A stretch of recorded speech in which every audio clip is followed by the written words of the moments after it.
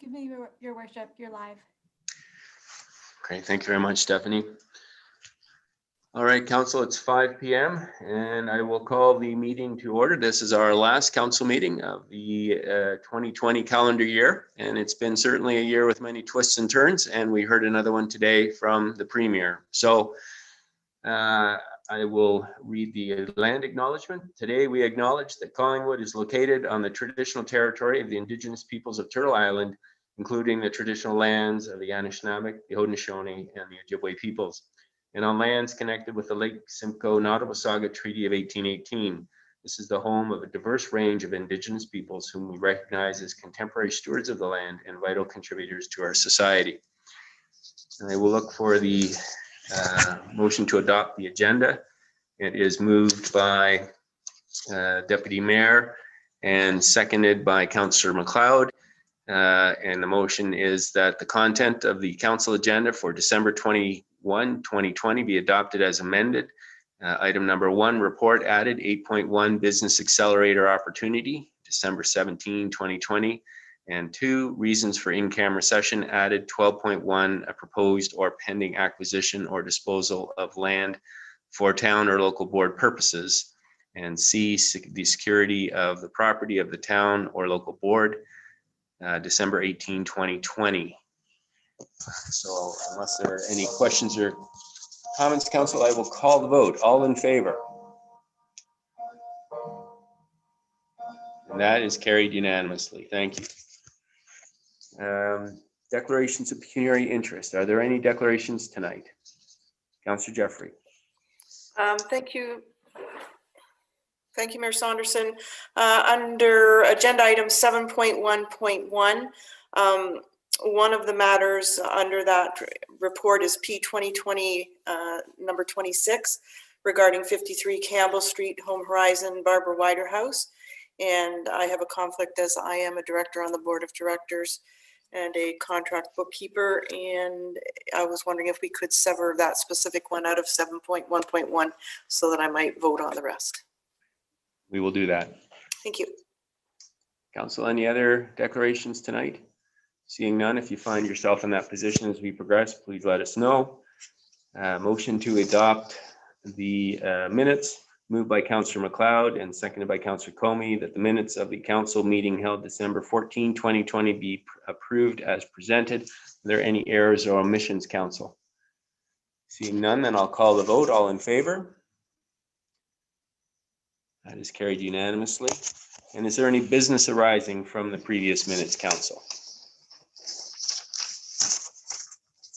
Seeing none, then we'll progress into community announcements, and I'll start with you, Deputy Mayor.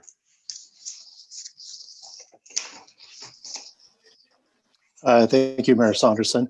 I'd like to, I guess, maybe just convey a couple of things. One would be that earlier this month, I was remiss, I think, in wishing our fellow councillor and those within the community who were celebrating a happy Hanukkah. It's a sad comment when it takes your 50th time of watching Adam Sandler's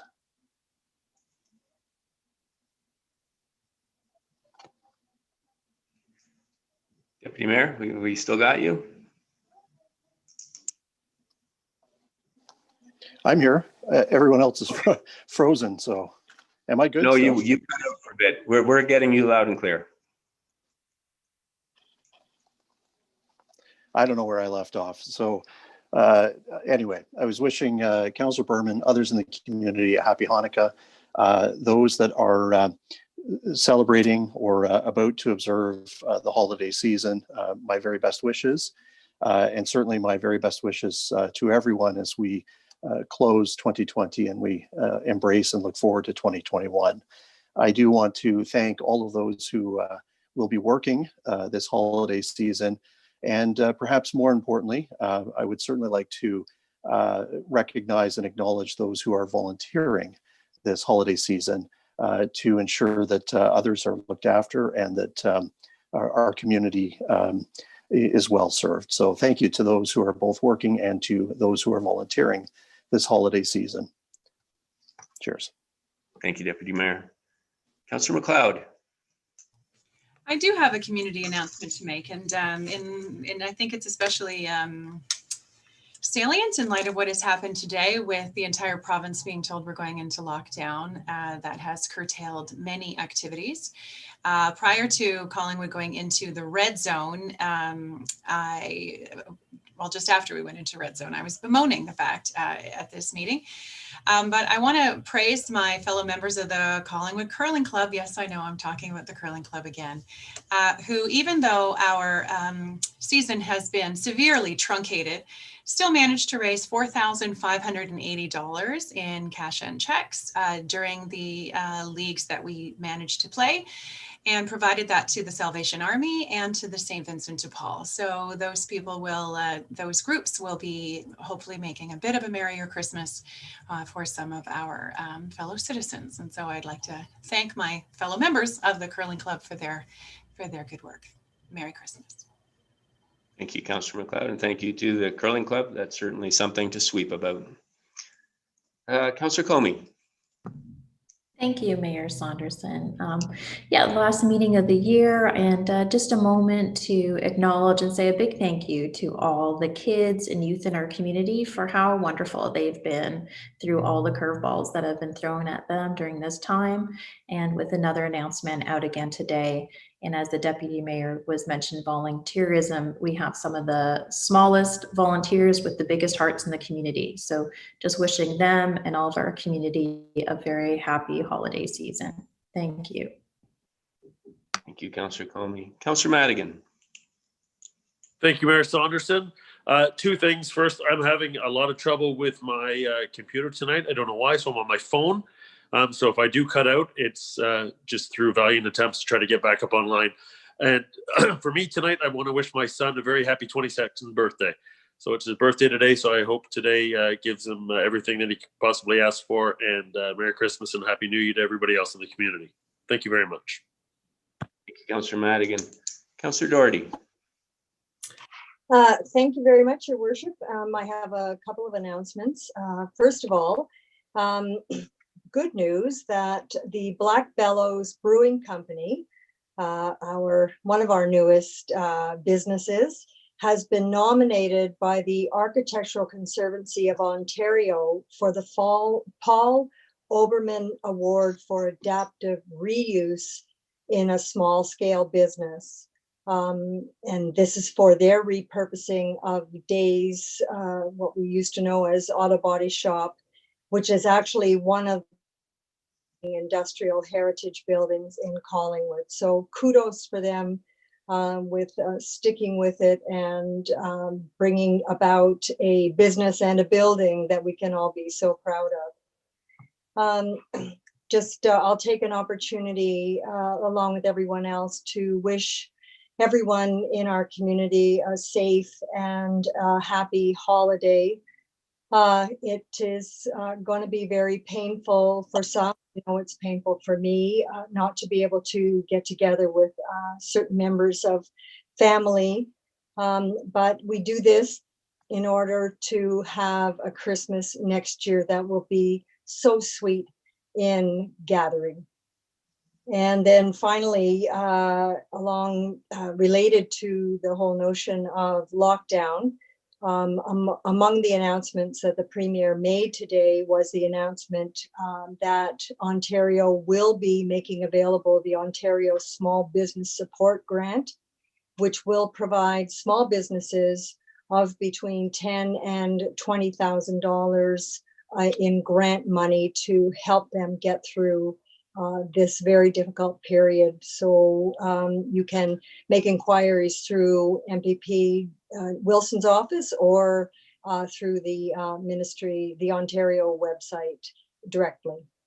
And that's it for me. Thank you. Thank you, Councillor Doherty. And I'm sure that Martin and our staff at the Business Development Center will also have information on that. So if people need information on the provincial programs, they can contact our Business Development Center. Councillor Berman. Thank you, Mayor Saunderson. Just a thank you to the Deputy Mayor for the shout out to our Jewish community, and to let people know that he and my other friends on council around the table did privately message me a happy Hanukkah this year. And nothing else to report. Thank you. Thank you, Councillor Berman. Councillor Jeffrey. Thank you, Mayor Saunderson. I would add to the Merry Christmas and Happy Holidays and Happy Hanukkah greetings this evening. And I wish all my council colleagues safest and healthiest of the season. And to the residents, just to know that we're all in this together, and we're making sacrifices now, as Councillor Doherty said, for some very positives going forward. So do the best you can in the season. And I think back to a time when we didn't have the technology to be able to connect with families with FaceTime or Skype. And certainly we're still in a very good way to be able to connect with our families. So all the best, everyone. Thank you. Thank you, Councillor Jeffrey. Councillor Hamlin. Thank you. I also would like to start by wishing the best of season to you, Mr. Mayor, members of council, and our community. And in order to end the season with some hope and thoughts of togetherness, just a follow-up on my announcement of last week about the worldwide initiative to ring bells on Christmas Eve for 2 minutes. With Councillor Comey's assistance, we have tapped into the largest selection of bells in our community, of large bells, I should say, which is our faith community. And I'm pleased to say that St. Mary's Church, All Saints Church, Presbyterian Church, they're all going to be ringing their bells for 2 minutes at 6 o'clock on Christmas Eve. Our United Church is, I spoke to them this afternoon, they're checking to see their logistics. And First Baptist, even though they don't have bells, they're looking to see if they play the chimes on their organ, if they'll be loud enough to hear outside. So it's a great thought of, spirit in our community. And I'm just so pleased to be telling you this. Also, I wanted to mention the First Presbyterian Church has invited anyone who would like to ring the bell to come to the church. Please wear your mask. But they're happy to have that exciting opportunity. I think I might go there. Anyway, thank you, and best to all. Thank you, Councillor McLeod. We'll look forward to 6 p.m. on Christmas Eve. And as council members have noted around the table, it's definitely been a very different and challenging year, and it will be a different Christmas for us, and certainly one that has tested our community in many ways. And I just want to say to council and staff, and mostly to our residents, that I'm extremely proud of the way that we've worked together to support each other in the face of the pandemic. And I think you can see throughout town that the spirit of Collingwood is undaunted. It's on display for all to see. It's on Christmas decorations on our front porches and in our historic downtown. And it is in the way that we have been shopping locally and supporting our local businesses, restaurants, and service providers. I think we have really demonstrated the resolve, commitment, and compassion that makes Collingwood such a remarkable and powerful community. And it was brought to my attention today, one individual in our community that has done an incredible amount to make sure that Christmas will be a good one for many families in Brisk this year. And Jasmine McClellan, a Collingwood resident, has collected gifts, toys, and boxed baked goods for families who are in need. This year, she will provide Bountiful Christmas for 18 families and 47 children. Jasmine usually works with a local church, but due to the COVID, has been doing this all herself. She has stored, wrapped, and distributed the gifts from her home. She's also held a coat drive for the last 2 years. And this past November, she distributed over 250 coats to children and adults in our community. She volunteers for the Out of the Cold program cooking. And so Jasmine, I think you're just a wonderful example of the incredible level of volunteerism and commitment in our community. So Merry Christmas, Jasmine. Thank you for all you do. And Merry Christmas to all our volunteers and residents, young and old, who do such a great thing for our community. And on a final note for council, I have purchased the Collingwood Monopoly game for everyone. And this I would recommend, since we're going to be in a lockdown, for all our residents. It's a great game. It has all the Collingwood features and attractions in it. So get out. You can get these at Walmart, and you will enjoy your lockdown and reminisce about our great community. So thanks, everyone. And with that, we will move on to our next item, which is the consent agenda. And if I shuffle through my paper, it is moved by Councillor Comey and seconded by Councillor Madigan that the general consent agenda, having been given due consideration by council, be received. And there are 4 items on the agenda tonight. 6.1 is correspondence from Tim Fryer, re Collingwood Judicial Inquiry, parts 3 and 4, concerns in relation to the Judicial Inquiry, part A. 6.2, John Megarry, read the next steps and public input for this Collingwood Judicial Inquiry. 6.3, Charlotte O'Day, letter re green spaces. And 6.4, request for redesignation, Poplar development. So first I'll call the vote and then I'll ask council if there are any items you'd like pulled. All in favor? That is carried unanimously. Thank you. Council, are there any items that you would like pulled from the consent agenda tonight? Councillor Doherty and then Councillor Comey. Thank you, Your Worship, and I'm just pulling these for questions of staff. So 6.2 and 6.3, which is the Mr. Megarry's letter and Ms. O'Day's letter. There seems to be a misunderstanding that as part of the presentation, staff presentation, next steps of the judicial inquiry at strategic initiatives, that there would only be a sum total of 5 minutes for public comment. And I just confirm with staff in the public domain that that is 5 minutes per person in front of when that matter is brought up during strategic initiatives.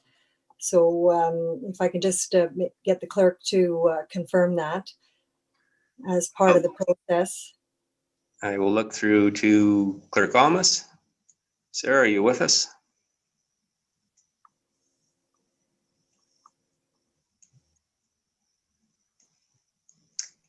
If we're having any issues, perhaps CAO Skinner, you could step in. Yes, I can step in. Thank you. And through you, Your Worship, to Councillor Doherty. Yes, that's a very important clarification. At minimum, one could expect to certainly have their individual 5 minutes on the judicial inquiry. There will be potentially other avenues as well made available because as we've committed publicly in our previous 2 or 3 discussions on this, it is our intention not only to seek input from the community as we move forward with next steps post judicial inquiry, but to also receive that input on the inquiry documents and our plan to move forward. So thank you for highlighting that. And Your Worship, I did just want to check that Clerk Almas is with us from a procedural perspective as well. Given that she hadn't been able to respond to Councillor Doherty's question directly. Okay. Clerk Almas, are you able to confirm you're here?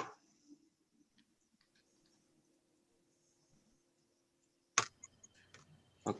CAO Skinner, do we wait? I'm getting a message. I've got a text from Clerk Almas indicating she is here, but she's lost her background. So she is reestablishing that, but she is present and will be joining us shortly. Thank you very much. Thank you. Councillor Doherty, you also pulled item 6.3. Yes, I did. So now these comments in regard to the importance of green spaces, will these be taken under advisement by our planning consultants, seeing as they have to do with general resident feedback in regard to official plan matters? I'll look to Director Farr, but I know in the official plan process, one of the 8 papers is a green space. So it's certainly something that's on the radar. Director Farr? Yes, in fact, a green space natural heritage plan is a fundamental component of the official plan update. There is a bundle of information available on the internet describing the TAM's general approach and the kind of trajectory of how that is likely to appear in the policy making exercise. And so there's going to be more information to come on that. Thank you, Director Farr. Is there any follow-up, Councillor Doherty? No, that's terrific. And thank you to staff for answering those questions. Thank you. Councillor Comey. Thanks, you, Mr. Mayor. So my two items were the same as Councillor Doherty's. So the first one is 6.2, and that's Mr. Megarry's letter. So through you, Mr. Mayor, to our CAO, Mr. Megarry has a few points in there. The first, I think we've addressed somewhat, was his reference to the pie chart on the town's website in a request for a further breakdown of the detail of the cost. Could you kindly advise if that has been updated with more detail? Yes, I know that there was an email sent out to Mr. Megarry over the weekend with the express breakdown that's now been posted on the town's website, and that update is as of December 18 this year. So I don't know, CAO Skinner, is there anything to add to that? No, thank you, Your Worship, and through you to Councillor Comey. Yes, we did provide the link to the website and the updated information to Mr. Megarry.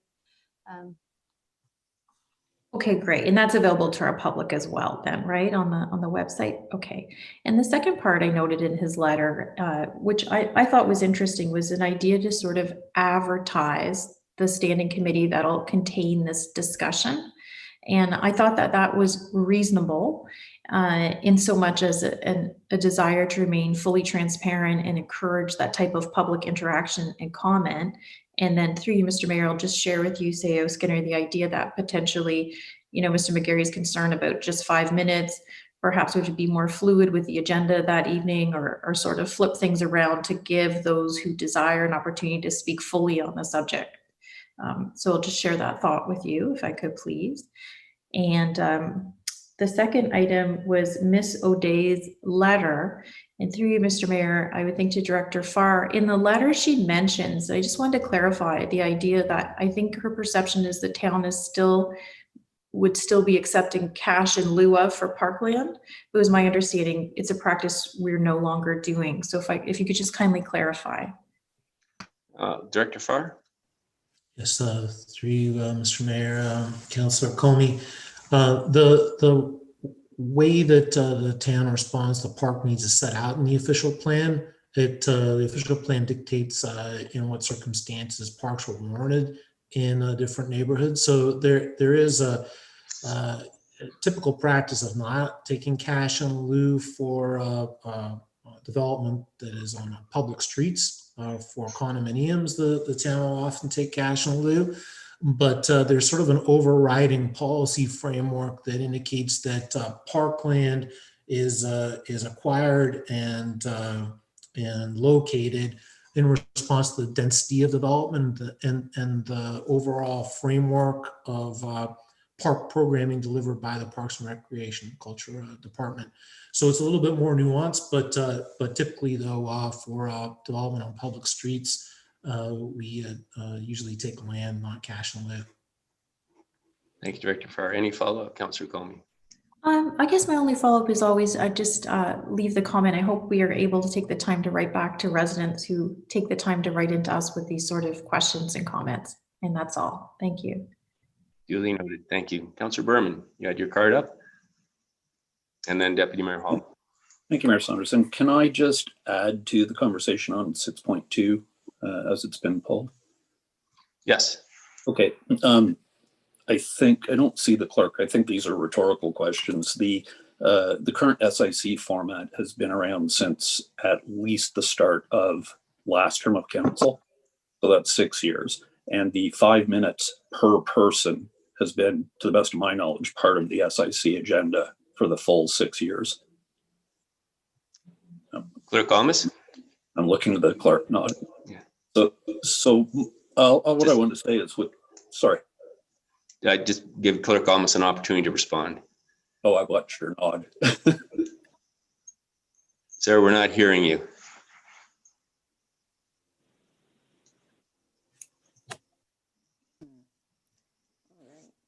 What? Well, I think we got you there. Try it again. Can you hear me, Your Worship? Yes, just faintly.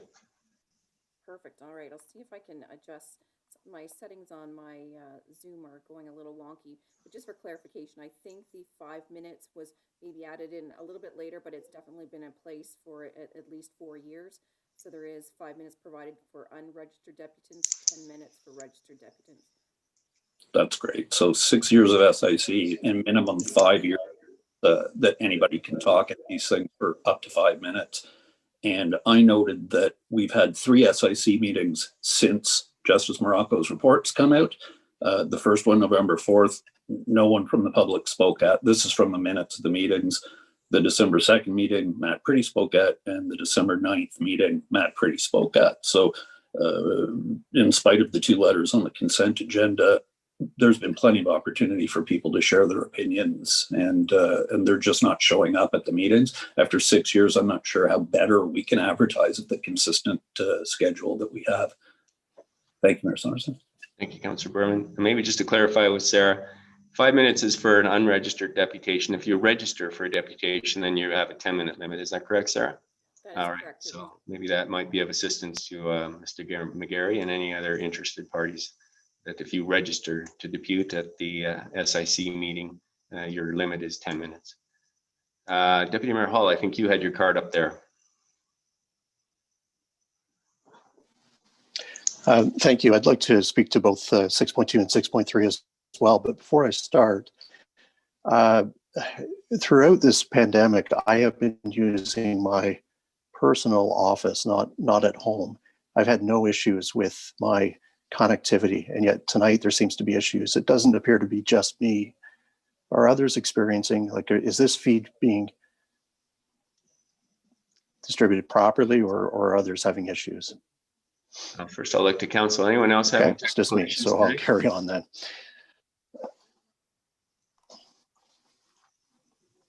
Go ahead, Deputy Mayor. Okay. I just, and though, even though this wasn't pulled 6.1, but, and I won't reference it specifically, all of these items, I just wanted, and I acknowledge the comments that others have made around the table, but I thought I would just make this comment and pass along a compliment to you, Mayor Saunderson, based on my past experience, and that is that correspondence generally, from what I've seen that's come into either you or staff or all of us, has been responded to. And as the compliment, whether the person who has drafted the correspondence to you or to us likes what the response is, the fact is that you, for the majority of the time, are taking the time to draft and send out something that is more than just a simple acknowledgement of receipt. You're actually conveying acknowledgement and then passing along some salient points as to where we are maybe in a particular process or how we're dealing with a particular issue, et cetera. And I think it, I've seen anyways a number of people who then in kind, whether they agree or disagree, will at least simply reply back and say, thanks for the response and thank you for taking the time. So I just want, I think that there have been a few pieces of correspondence that have come in via a town email or phone call. They've appeared on a consent agenda. Somehow they've also managed to make their way into a letter to the edit, et cetera. I just wanted to make sure that the other side of the story is conveyed, and that is that I think that you and I think our staff do an excellent job of replying to the public in a timely fashion. So that's point number one. Point number two is with regards to green spaces. I think that this is also an issue that is shared by a vast majority of people within our community. And I would suggest that that's a vision that's been shared pre-COVID and has now been magnified as a result of COVID. And I've had some discussions with our staff. I think that in early 2021, I'd like to have broader discussions and potentially even the opportunity to go in camera to discuss this very topic. Thank you. Thank you very much, Deputy Mayor, and staff have noted that. So thank you for those comments. Are there any other comments dealing with the consent agenda, Council? Seeing none, then we will move on to the Standing Committee report, item 7.1.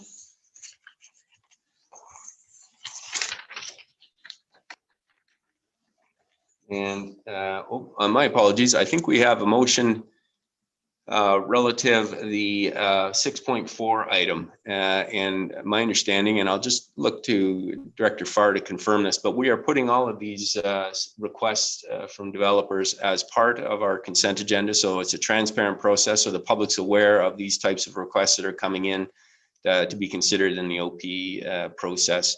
I'll just look to you, Director Farr, to confirm that and maybe speak a bit about the motion on the table. Sure. Yes, thank you, Mr. Mayor. Early in the process of updating the official plan, staff brought before council a recommendation to set up a process whereby property owners, individuals seeking to have their lands redesignated as part of the official plan update could submit requests through a committee and through council, which would then be forwarded to staff and the planning consultant for review and the crafting of the official plan. The intent of taking this step was to make clear to the public through a transparent process who was seeking this benefit through the official plan update. Some of the factors that are considered in evaluating these proposals include things like, is there a convergence of interest somehow between the municipality and that individual's proposal? Is the individual's proposal necessarily something that should be part of an aggregated exercise, or should it be dealt with on its own through a regular public process, statutory process?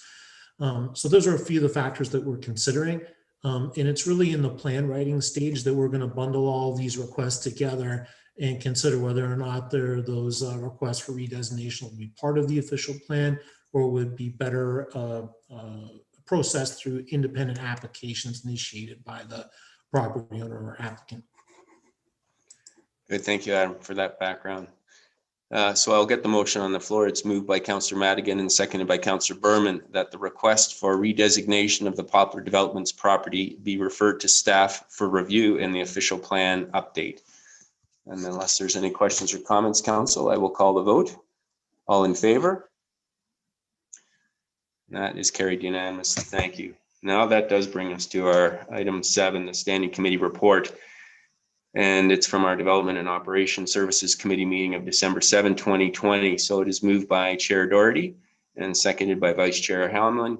Be it resolved that Council receive the Development and Operations Services Standing Committee report from its meeting held December 7, 2020, and hereby approve the recommendations contained within the report as presented. P 2020-26. Well, my apologies. We're going to sever this for Councillor Jeffrey's purposes. So we will deal firstly with PW 2020-22, which is the Advanced Timing Termination Agreement, Stewart Road Reservoir. And the recommendation is to pass an authorizing bylaw to execute the termination agreement for the Advanced Timing Agreement, Stewart Road Reservoir, and authorize the treasurer to close out the advanced timing agreement with Merrimills Village Inc. and Consar Red Maple Investments Limited by releasing any security money provided through the agreement. And that was passed unanimously at the Standing Committee. So unless somebody wants to pull it to speak to making a change to the resolution, that this is your opportunity to do that now. And unless anyone wants to do that, then I will call the vote. All in favor? And that is carried unanimously. Thank you. And then to deal with 53 Campbell Street, Councillor Jeffrey, that's your cue. Thank you. So the recommendation is that Council receive and approve the recommendation within P 2020-26, 53 Campbell Street, Home Horizon, Barbara Wider House site plan approval. And the recommendation is that the application be processed as a minor adjustment to an existing site plan control agreement and waive the related fees for review of the proposed expansion and grant site control plan approval of the expansion of the structure at 53 Campbell Street. Unless anyone wants to pull that to change the recommendation. Seeing none, I'll call the vote then. All in favor? And that is carried unanimously. Thank you. Clerk Almus, yep, Councillor Jeffrey is back. And that takes us then to item 7.2, which is the bylaw to authorize the termination agreement. And so that is moved by Councillor Doherty and seconded by Councillor Hammond. Be it resolved that bylaw number 2020-85, being a bylaw to authorize the execution of a termination agreement between Mara Mills Village Inc., Consar Red Maple Investments Limited, and the Corporation of the Town of Collingwood be enacted and passed this 21st day of December 2020. Council, all in favor? And that is carried unanimously. Thank you.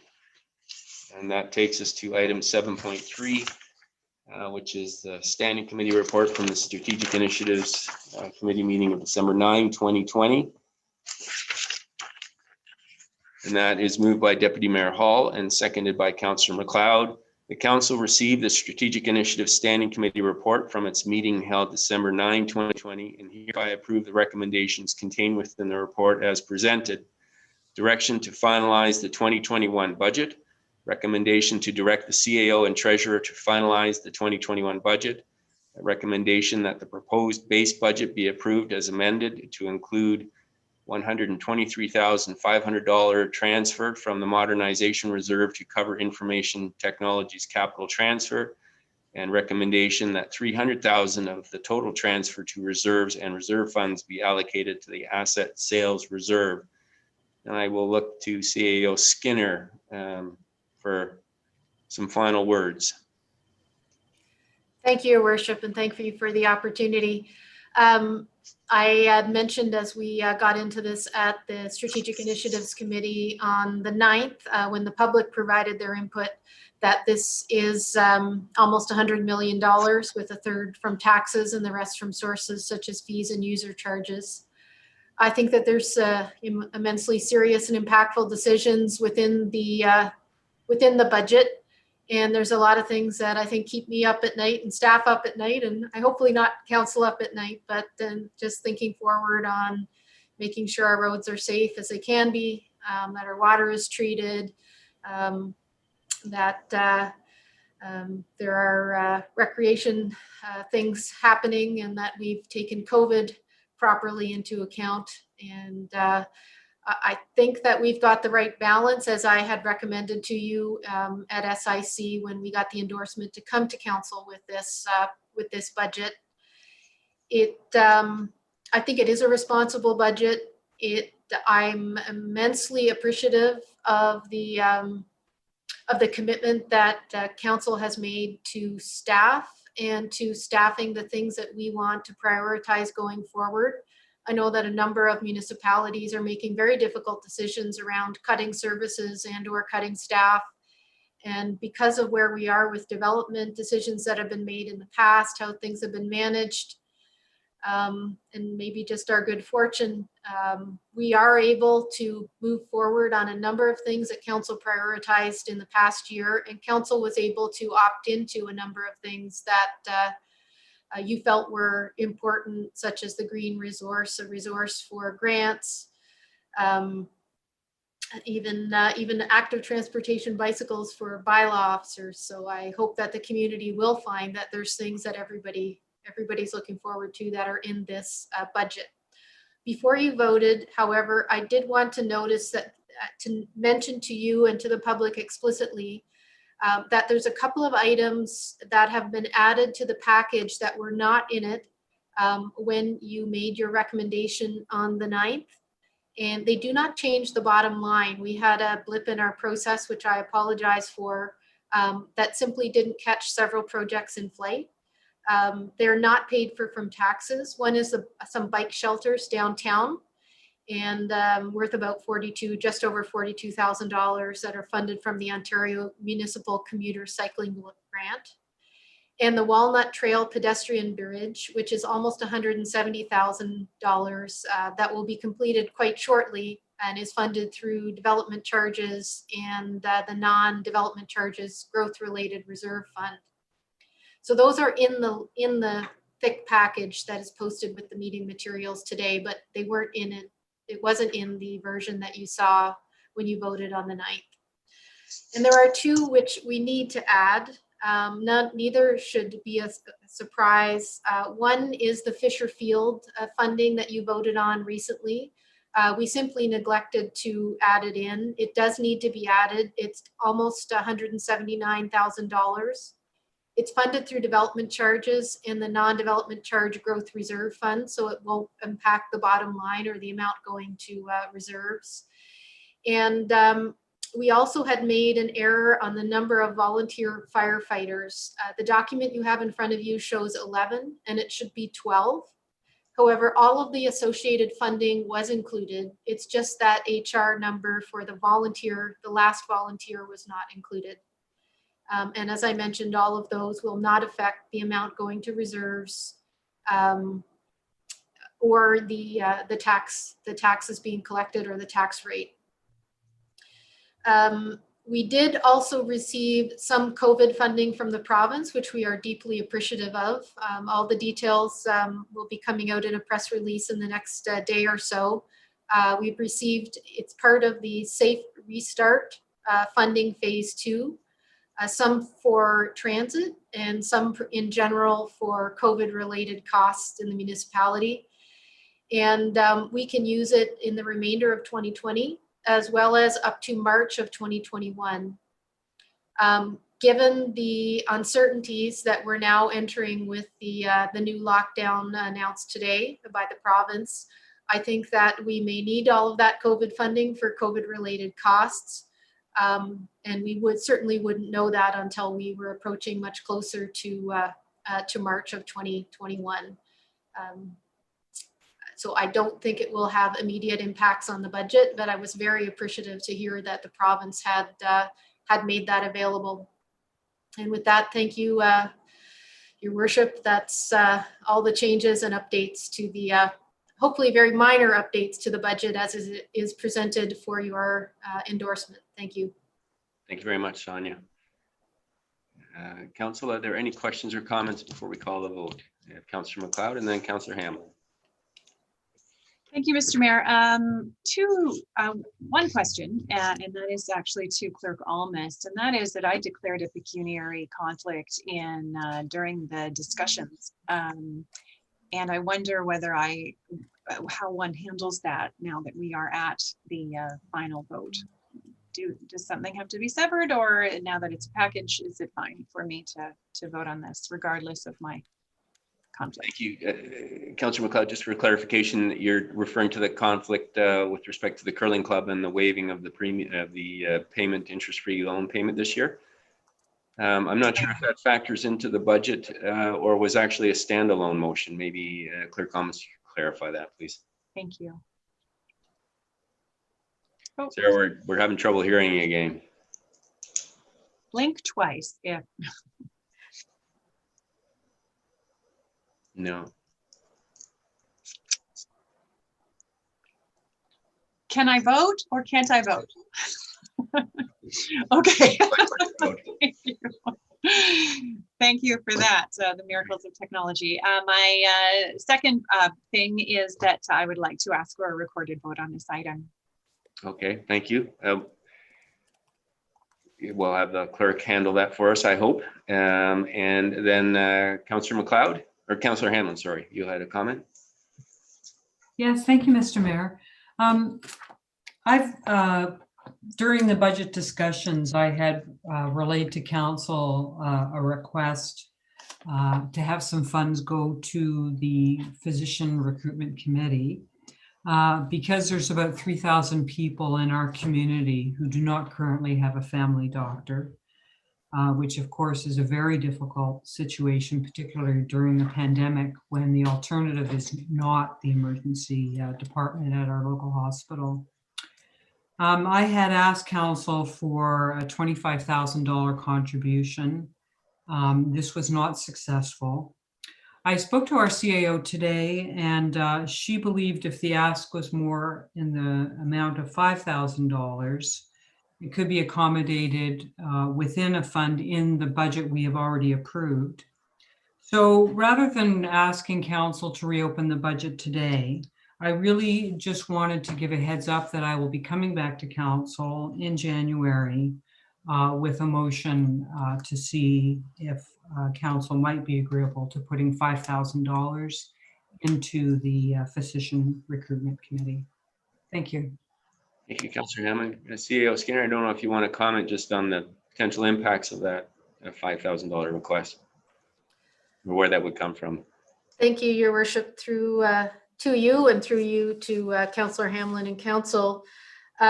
We have set up some funding under the governance account for council grants and donations, which is not fully spoken for throughout the year. So there is space within that amount. Should council vote that way, to allocate $5,000 to this pending your future decision. Okay, thank you for that, and thank you, Councillor Hamlin, for advising us. Council, any other questions or comments before we cut to the vote? Seeing none, I just want to commend staff. I think this year, in my experience on council, was one of the best organized, best presented budgets that I have seen, and I thought it led to very healthy discussions and an extremely beneficial outcome for our community. We're able to put money back into to reserves and reserve funds.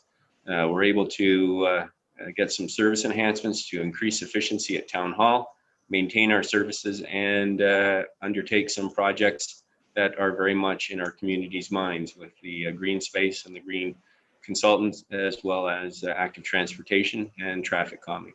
So I think it's been a very successful budget, and it's an exciting outcome for all of our residents, seeing that it's a 0% rate increase. All right, then, seeing no more comments, and I will call the vote. All in favor? Oh, sorry. We had a request for a recorded vote, and I will pass it over to you, Claire Gomez. Certainly. First, can you, just to confirm, can you hear me okay, Your Worship? We got you now, absolutely. All right, perfect. A recorded vote has been requested. All those in favor, please raise your yes signs. Thank you. All those opposed? It's none. Carried unanimous. Okay, so that brings us then to item 8.1, the Business Accelerator opportunity. I'll get it on the floor and then I will look to staff. So it is moved by Councillor Berman and seconded by Councillor Doherty. Whereas a Business Accelerator is a program that exponentially accelerates the development of emerging companies identified as having potential for significant growth and success. And whereas a Business Accelerator has been identified as an opportunity in key strategic 2020 documents, including the Community-Based Strategic Plan, COVID-19 Economic Recovery Plan, and Economic Action Plan. Therefore, be it resolved that Council of the Town of Collingwood hear and receive the Business Accelerator presentation, and further that the Accelerator opportunity be referred for community engagement to gather business and community input, including input through Engage Collingwood, facilitating a virtual roundtable with key stakeholders, circulation and potential presentation to neighboring municipalities with feedback incorporated in the staff report to be presented to Council in the first quarter of 2021, and further that staff be directed to apply for RED grant to support this initiative. And I think I'm going to look to Director Farr for some opening comments, and then staff can take it away from there. So go ahead, Adam, please. Thank you, Mr. Mayor, members of council. Council is aware of the town's economic development program and the exceptional work that the town's done through its economic development team in supporting the entrepreneurial business community through programs like those offered through the Small Business Enterprise Center and through the town's work with our Business Development Center partners. There's recognition in the town's Community Strategic Plan and Economic Development Action Plan of the importance to our local and sub-regional economy of enhanced business-focused economic support programming. We've been doing a great job with the small business community, and there's almost a thirst to move to another higher level of programming to expand upon our successes. The concept of a business accelerator has been advanced as an option for delivering this next level of programming. It's a concept and an opportunity rooted in partnership. The town had invested some money in exploring this option in greater detail to better understand what it means, how it's scaled, and if it's right size for where the town wants to go with its next level programming. Tonight, you're going to be receiving a presentation to further describe this option. With that, I'd like to ask Martin Ridlow, our Director of Marketing and Business Development, who spent quite a bit of time and effort in advancing this concept for your consideration, to provide a further introduction and introduce our guest this evening. Martin? Thank you very much, Director Farr. Mayor, members of council, it gives me great pleasure to introduce our two presenters today. As background, if you'll recall, about a year ago, we were successful in securing funding from Simcoe County and work closely in partnership with the Center for Business and Economic Development, also known as CBED, to hire a consultant to develop a business plan for a business accelerator. And that was after CBED had invested their own money to actually understand if there is a worthwhile feasibility for a business accelerator, and that was presented to council at that time by Jillian and myself. So without any further ado, I'd like to introduce you to Jillian's General Manager of the Center for Business and Economic Development. CBED is a not-for-profit organization co-located in the Business Development Center as part of the federal government's Community Futures program. CBED offers a range of services for small business in the area, including providing loans, coaching, and advice. Jillian has assisted the small business community for over 10 years, first as the manager of the Small Business Enterprise Center, and now as general manager of CBED. Jillian has extensive project management, economic development, and management consulting experience throughout Canada, the United States, the UK, Germany, and Sweden.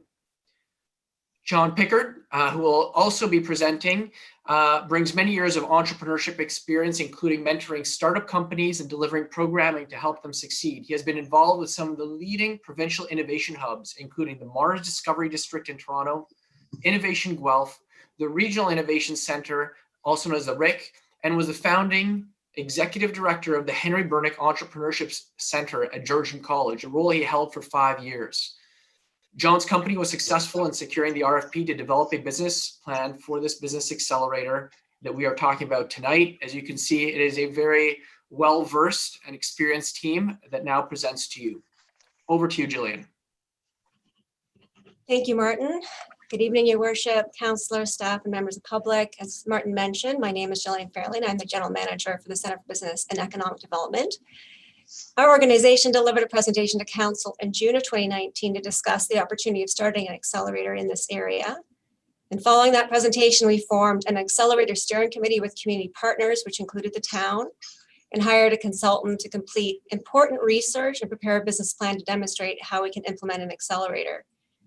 The center helped fund this phase of the project along with a private sector investor who is also a steering committee member and the town's allocation of the Simcoe County Economic Development funding. So this presentation will summarize all of the hard work that has been completed over the past few months, as well as provide direction on next steps. It is my pleasure to introduce John Pickard, the consultant who worked with us to develop this plan and demonstrate how an accelerator can positively impact the community and how the municipality can support this exciting initiative. Thank you, John. Thank you, Jillian.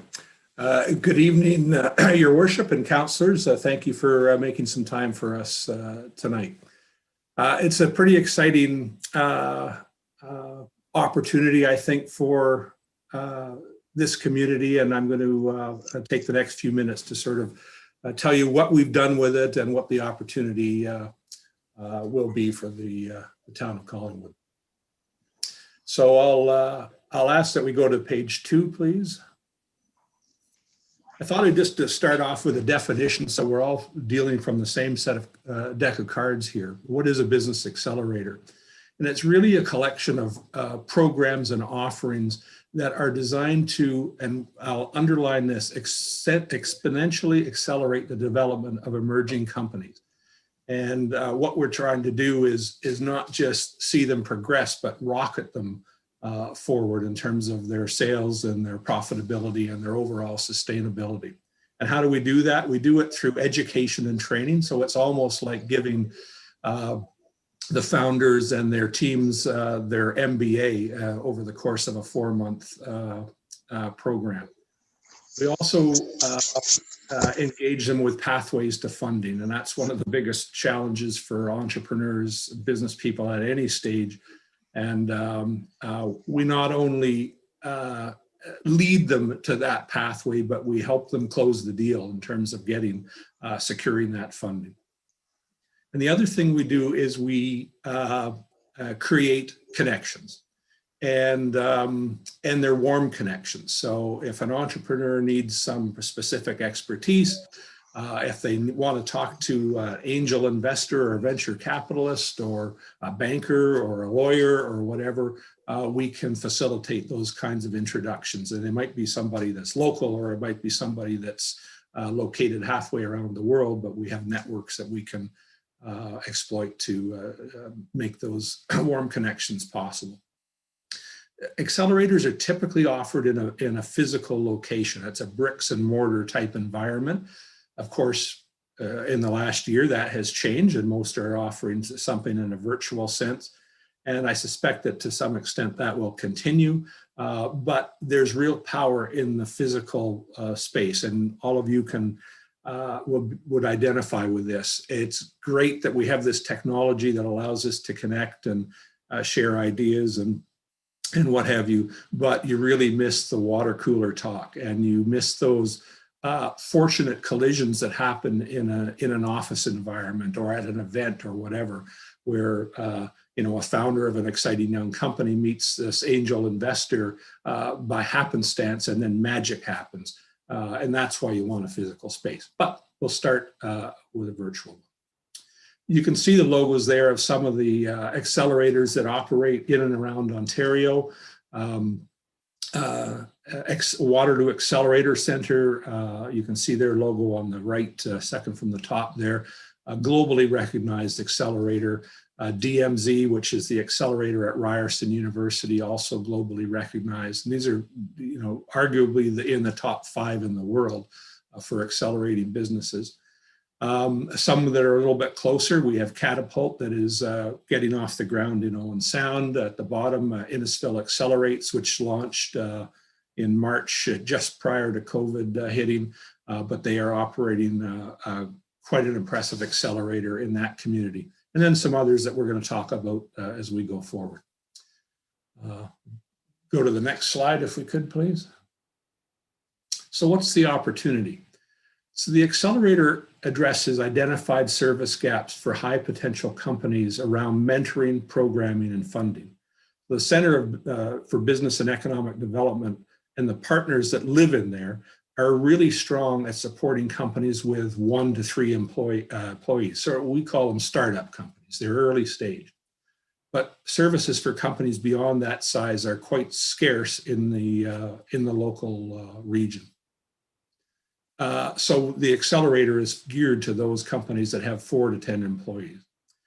And the purpose is it's going to serve to diversify the regional economy by reducing the reliance on hospitality, tourism, and recreation-focused jobs.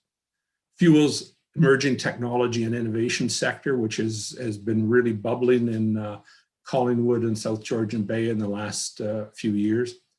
It attracts talent and investment to the community and rapidly propels these established high potential companies, which in turn generate more growth and increase the talent pool across the sector. We'll flip, please. Thank you. I'd like to point out that the creation of an accelerator fits well with the town's stated goals and plans. Accelerating technology companies increases the likelihood that more companies can locate in Collingwood's commercial district and the industrial lands. And companies that come to mind, ISO Water, Chicopee Pasta, Crozier, Switch Video, Sensor Technology, all of these and more can come as a result of acceleration. The other thing is the accelerator plan allows for rapid deployment of support to local entrepreneurs. We think that we can actually be hitting the ground early in January, and that is going to help support businesses as they emerge from the COVID pandemic. The other thing is, and we'll speak to the overall economic impact in a minute, but we believe that the accelerator represents the single highest growth opportunity that's identified within the recently approved Economic Development Action Plan for the town. All right, flip it one more time, please. So who's it going to be for? Who's going to be the beneficiary of this acceleration? So the partners of the Center for Business and Economic Development And they have, in turn, other partners in the ecosystem that supports entrepreneurs with resources and advice and counsel. Really, truly provide a lift for startup companies. And this has been recognized nationally in terms of Collingwood has been named a top entrepreneurial community consistently over the last 10 years and as high as #1 in Ontario and I think maybe even Canada in that regard.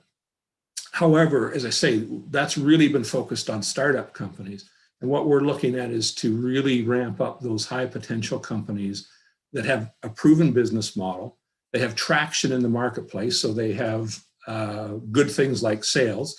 They've proven that they can draw customers. They have founders with talent, so founders that have the potential to really grow a business into something substantial. And what we want to do is fuel these companies.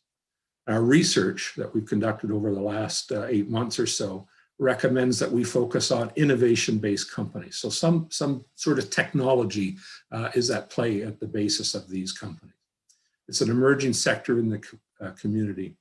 And most importantly, these companies foster high quality, permanent jobs, and they do attract talent from outside the community as well as investment. All right, flip again. So what does it offer? It offers, and what we're really talking about is dramatically ramping up primarily sales, so increasing revenue for Accelerator clients. A lot of other good things happen as well. They get better at doing a whole lot of things and managing their business and strategic planning, whatever. But really the essence of it is driving their revenue so that they're more sustainable and it de-risks their business. We want to put companies in hyperdrive. We want to teach entrepreneurs how to develop their business in an accelerated fashion by providing custom advice at the time that they need it. And that's one of the things that accelerators do well is you have a situation that arises today in your business. We have people that can give you advice and counsel today about that particular situation. It helps connect emerging businesses with those that can help them. So potential investors, a potential customer, a potential supplier, a service provider like a lawyer or accountant perhaps, technical expertise, mentors of every description, and access to funding through grants, loans, and investment opportunities. Okay. The power of mentorship. I said when I ran the Henry Bernick Center at Georgian College, it's an entrepreneurship center, I said if Mary Lynn only gave me $1 in my budget, I would spend that entire dollar on mentorship. The first line here says it all. And the first line is 70% of mentored companies survive longer than 5 years and are 3 times more likely to become top performers.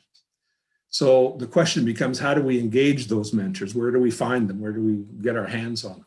Well, some of them in the accelerator would employ some. And typically accelerators employ mentors that are what I'll call generalists. They're people with broad skill sets. They might be a chief financial officer or a chief executive officer that has seen a lot, done a lot, and knows the full scope of a business. Many of them are also more focused mentors. So they have a specific skill set. An intellectual property agent, someone who knows about patents and copyright and trademarks. That's an art form in itself, and you need specialists to help you with that. Maybe it's an HR professional that can help you with hiring decisions or maybe dehiring decisions as it may unfold. So specialists and generalists. Many times when you have an accelerator in the community, you get volunteers and often service providers, bankers, lawyers, accountants will flock to an accelerator to engage with there. They often open up office space within a physical accelerator so that they can be close to those emerging companies and provide them some care and feeding.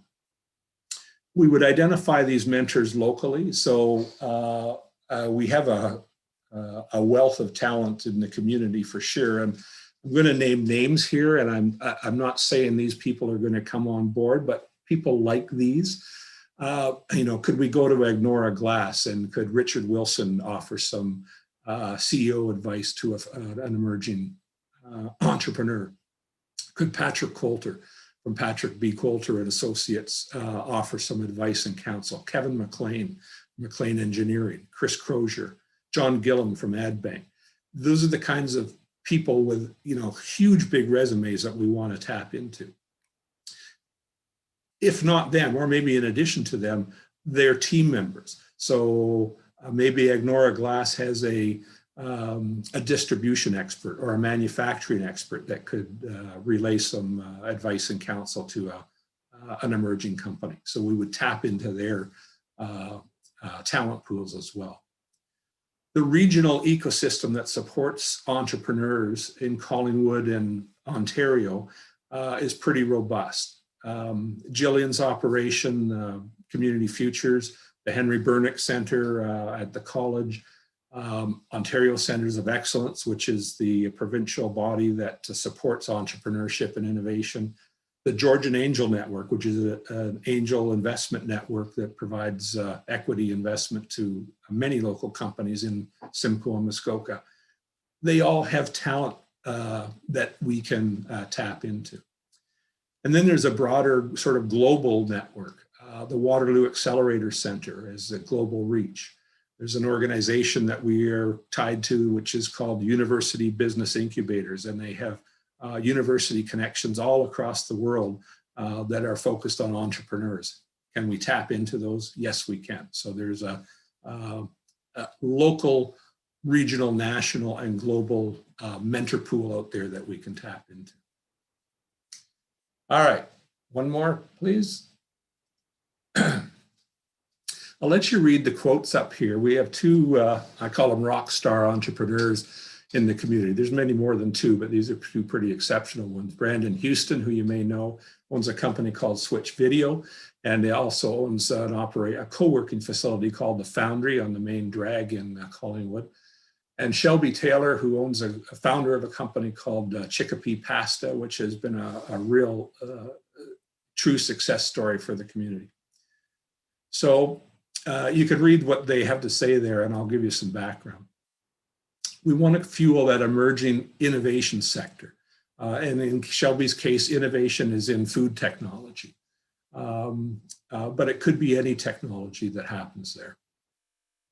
We want to create those well-paying jobs, high-quality jobs, they're permanent jobs, and the investment that supports them. And I'll tell you something, I said this to the steering committee I've been working with for the last 8 months. Collingwood is exactly the right place for an accelerator. My father would call it an embarrassment of riches. What this community has is a depth of business acumen that resides here. They have national and global connections, and they have deep financial resources. And when you wrap what I think is Ontario's only true four-season community around all of that depth of talent and resources, that is exactly the makings you want for a great accelerator. And not many communities have it. You do. We want to eliminate the need for homegrown entrepreneurs like Shelby here to have to travel outside of Collingwood for programming, mentorship, and investment. And I can tell you, because I'm close to her, she started her business locally, but went very quickly to Barrie to access support. Then she went to Markham to venture an outfit called Venture Lab. Then she went to Calgary to District Ventures to go through an acceleration program.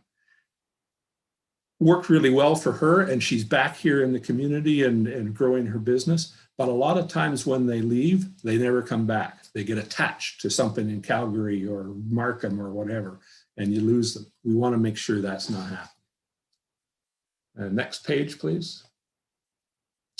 So what makes this program different? It's an intense 4-month program. It's like a classroom, and you go through with a cohort. So there's a number of companies that progress through at the same time, doing their own thing, but as a collective. And the idea is that we make it a just-in-time delivery. When I as a founder need some advice or counsel or a resource or a connection, I'm going to get it. I don't have to take 3 months to find that connection or that resource. And we can tap into that depth of talent that exists right here in the community. It's a cohort model, and it develops peer-to-peer learning. So the members of the cohort, the clients of the accelerator, the founders, learn from each other. And they've gone through, they've got their own histories and experiences, and they share that stuff, and they build off of each other, and they swap ideas and connections and what have you. The other thing is the accelerator becomes a public-facing entity. So it will, in time, become a place where the community, where business and government agencies can engage with these emerging businesses, and the ecosystem that drives them, that supports those businesses. And the accelerator itself will become a center of gravity in the community, and I would suggest a jewel in the crown of Collingwood. The success stories like Brandon's and Shelby's will become a differentiator for the community and build a brand of success. Next slide, please. So what will happen? By partnering, and yes, we're going to ask you to partner, Collingwood will become a founding force with the ability to set the pace. Companies with 1 to 4 employees are well served now, as I've said, and this has been recognized nationally. We want to assist the companies with 4 to 10 employees that also have significant growth potential to succeed and ultimately change the face of the community. And next. So why are we doing this now? Well, one of the things is, as I mentioned, we have an emerging tech and innovation sector in Collingwood and South Georgian Bay. And there's enough critical mass there that we can now nurture it and support it and grow it and ensure that it's sustainable. We can diversify the local economy, and we need, as I mentioned, to keep local entrepreneurs based here and growing here. Now, I'll say there's some urgency to the timing as well.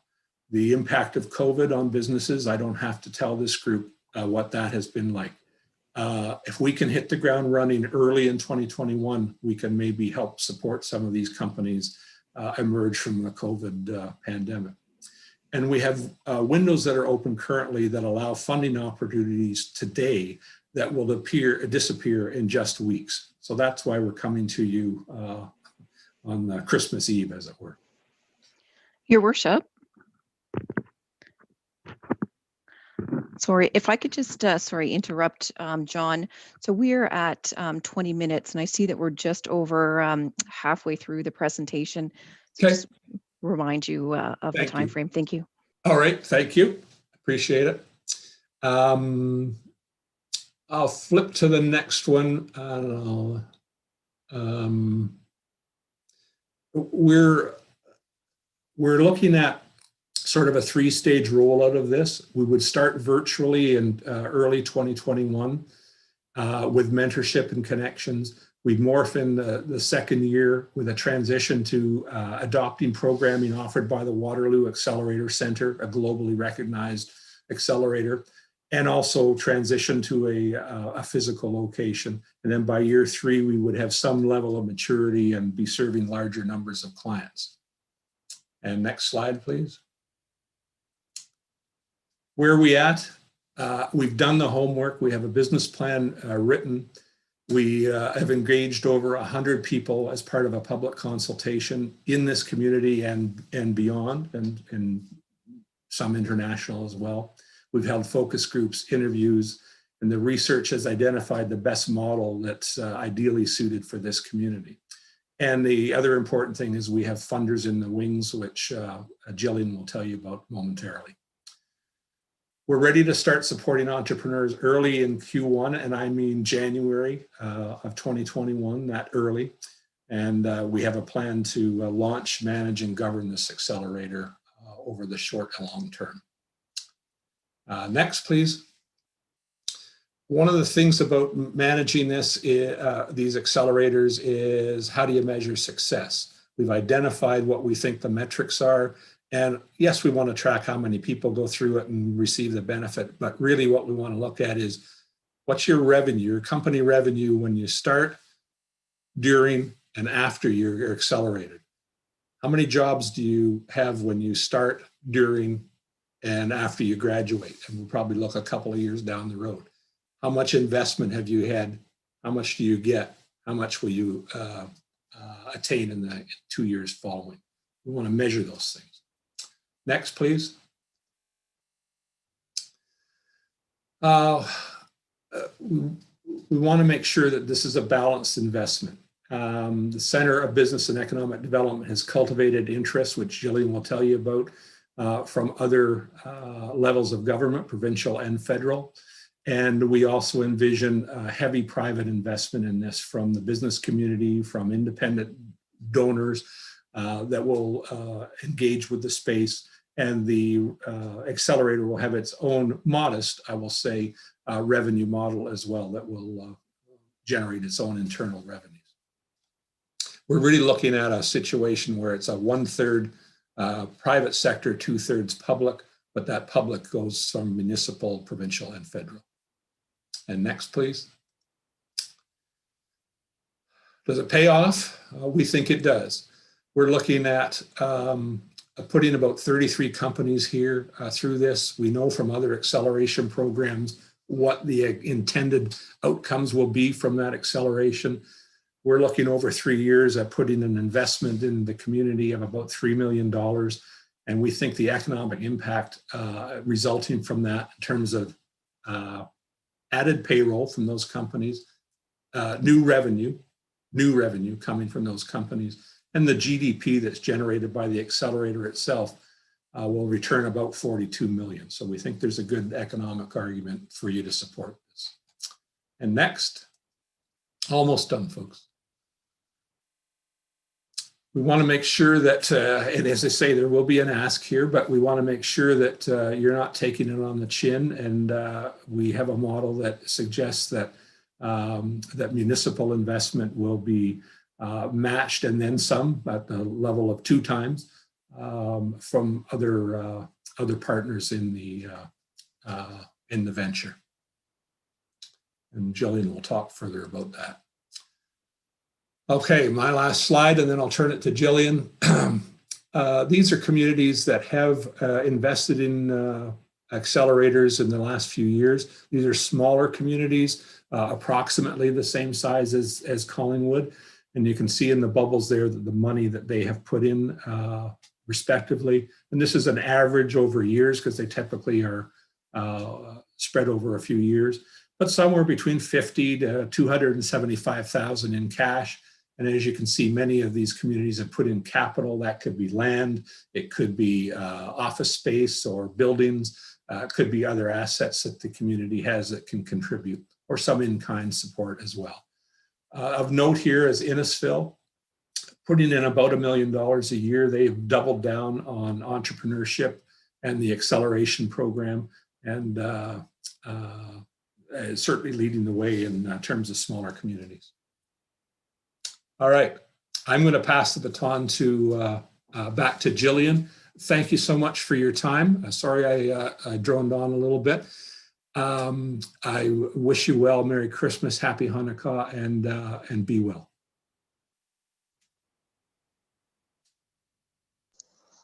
Thank you, John. And I will pass it back to Jillian.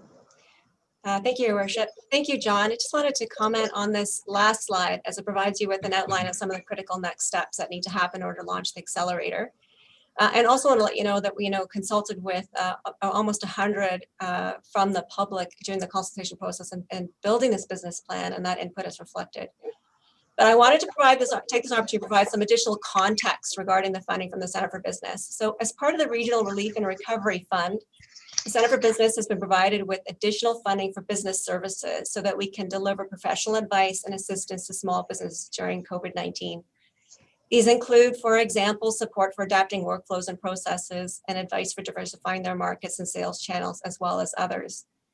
And these align with the services offered by the Accelerator. And our organization believes in the Accelerator and has agreed to commit $200,000 for this phase. This represents a great opportunity to launch the Accelerator mentoring program and provide support to small businesses, particularly during the pandemic. However, we have a time limit on when the funding must be spent. It must be committed by February 1st, with results reported to the federal government in February and March. If we're not able to commit the funding to the accelerator at this time, it will be reallocated to other projects. So we're asking the town to match our financial contribution so that we can properly fund and launch the accelerator, set it up for success, and so that we can deliver important support, advice, and services to small businesses during these challenging times and beyond. Thank you so much. Thank you, Jillian. Council, do we have questions or comments for our presenters? And perhaps we can go back to full, there we go, thank you. Go ahead, Councillor Doherty. Thank you very much. That was an excellent presentation, and it's really exciting. We've heard discussion of accelerator models in this community for a number of years now, so it's great to see it coming this close. I have a couple of questions. I guess the key is, with a February 1 sort of drop dead date, how are we going to do a public consultation, as you've outlined in your staff report, and get commitment from the town plus surrounding communities, all within about 5 weeks? That would be my first question. My second question is, at what point in time would a decision ever be taken that an accelerator was not successful, and what would occur in that case? We have two questions there, and I don't know who would like to take them and in what order. I'm comfortable fielding the second one, if that's okay. Yeah, go ahead, John. So, yeah, what's if it unravels, if it doesn't happen like we envision it, how do we know that, and how do we get out of it? So there's two things that happen there. One is, do we set the goals going in? So we say, how many companies, what is it we're going to drive forward? We're going to drive revenue, we're going to drive jobs, and we're going to drive investment. And we measure those things and we report back on them on a regular basis. If 3 years out, we're not delivering that, what we say, then I think you have a decision point. Your board of directors say, guess what? Good try, but it didn't happen. And the other issue is going to be financial. Can we build a sustainable model for this so that it doesn't fall back on municipal governments and others? And yes, there is a pathway forward there. They have business accelerators that actually are private, no government funding whatsoever. My vision down the road is that that's where we end up. But you have to build the track record first, and it's going to take you a few years to build the reputation before you can ever get to that level. But financial sustainability is going to say, do we go forward or do we have to cut and run? And results are the other thing. Those two things in balance determine whether you go or you don't. Thank you, John. Your Worship. Jillian, you want to add to that, Yes, or this is take question one? I'd be happy to. Thank you, Your Worship, to Councillor Doherty. So the public consultation, as I mentioned, as part of this process, John worked with between 85 and 100 people. He has a final number. I think I have it in my spreadsheet here of everyone he spoke to. So there was extensive public consultation through interviews and focus groups that already has been conducted. If it's not deemed to be enough, then there can be another round of public consultation, but that would put our funding in jeopardy. So, we need to be able to have time to pivot that funding that we've been given to the Regional Relief Recovery Fund to other projects, right? And that's why there's a drop date dated February 1st. That's the federal government's drop date. That's in our contract with them. So that timeline cannot move. And we need to be able to say, okay, if we're not going to fund the accelerator, we need to pivot that funding to other programs that can support businesses in our community. And once again, our board fully supports the Accelerator. This is an excellent opportunity, not only for now, but for those businesses moving forward. And we have had entrepreneurs reach out to us. We've had mentors reach out to us. So we know that there's engagement in the community already that are looking for this. And we feel strongly that we can get that mentoring component up and running. So it means a little bit of shift in what we were planning in the first few phases. But like I said, we've had some pretty fantastic mentors reach out to us to say that I'd be happy to contribute to a mentoring program. We've had conversations with those people already, and we feel confident that we can get that up and running and get that tactical and technical support out to businesses in the community in the early phase, and then move on to programming as outlined in the business plan. I'm going to let CEO Skinner add to that, and then I will go to Councillor McLeod and Councillor Jeffrey. Thank you. Go ahead, Sonia. Thank you, Mayor Saunderson, and through you to Councillor Doherty. And also, I have to say that I think the way that this has come forward, the report itself is being presented by Jillian Fairley and John Picard, and also Martin Ridlow, and you would have seen a list of wonderful broader community members who participated in steering this project. So many thanks to them for their time and efforts are due. And so the report belongs to that group. And I do have to say, though, staff had some hand in the motion in front of you today. So it's somewhat a little unfair to ask Ms. Fairley to talk about the approval process that staff have suggested independent of the report's finding itself. And I think that in part I had wanted, and I think staff had wanted a chance for us to ask council to weigh in, and then potentially to give the public a review of the entire report, make sure that it's right sized for Collingwood, and that we could find a source of funds for it, be it from asset sales or something else. So I was actually pleased to hear the February 1st date, which I think probably pushes it to the end of the potential period to capture that piece of funding. We possibly could warmly embrace and ask for public comments up to the and at the Development and Operations Committee meeting in that's I think Monday the 11th, and then it could be back with that input to council before the end of the month. One thing, though, that I do note is that some of our finances for the year, especially with the COVID, the unusual COVID challenges we're having with the lockdown, may not be well established by that time. But I think council and the public, would have had a chance to really look at this in some detail by that period, if you wish to use that approach. So thank you for asking that, Councillor Doherty. Thank you, Sonia. Any follow-up, Councillor Doherty? Yes, and this is not so much a question as a comment. And I see that there's reference to support from our surrounding community partners with TBD beside that line item. And it does concern me that, this is an initiative that, ultimately will not have geographic or proportionate constraints. And I really do believe very strongly that the other communities within the Georgian Triangle or South Georgian Bay need to be pulled in on this and put their money down on the table, as well as the town of Collingwood. Thank you for that.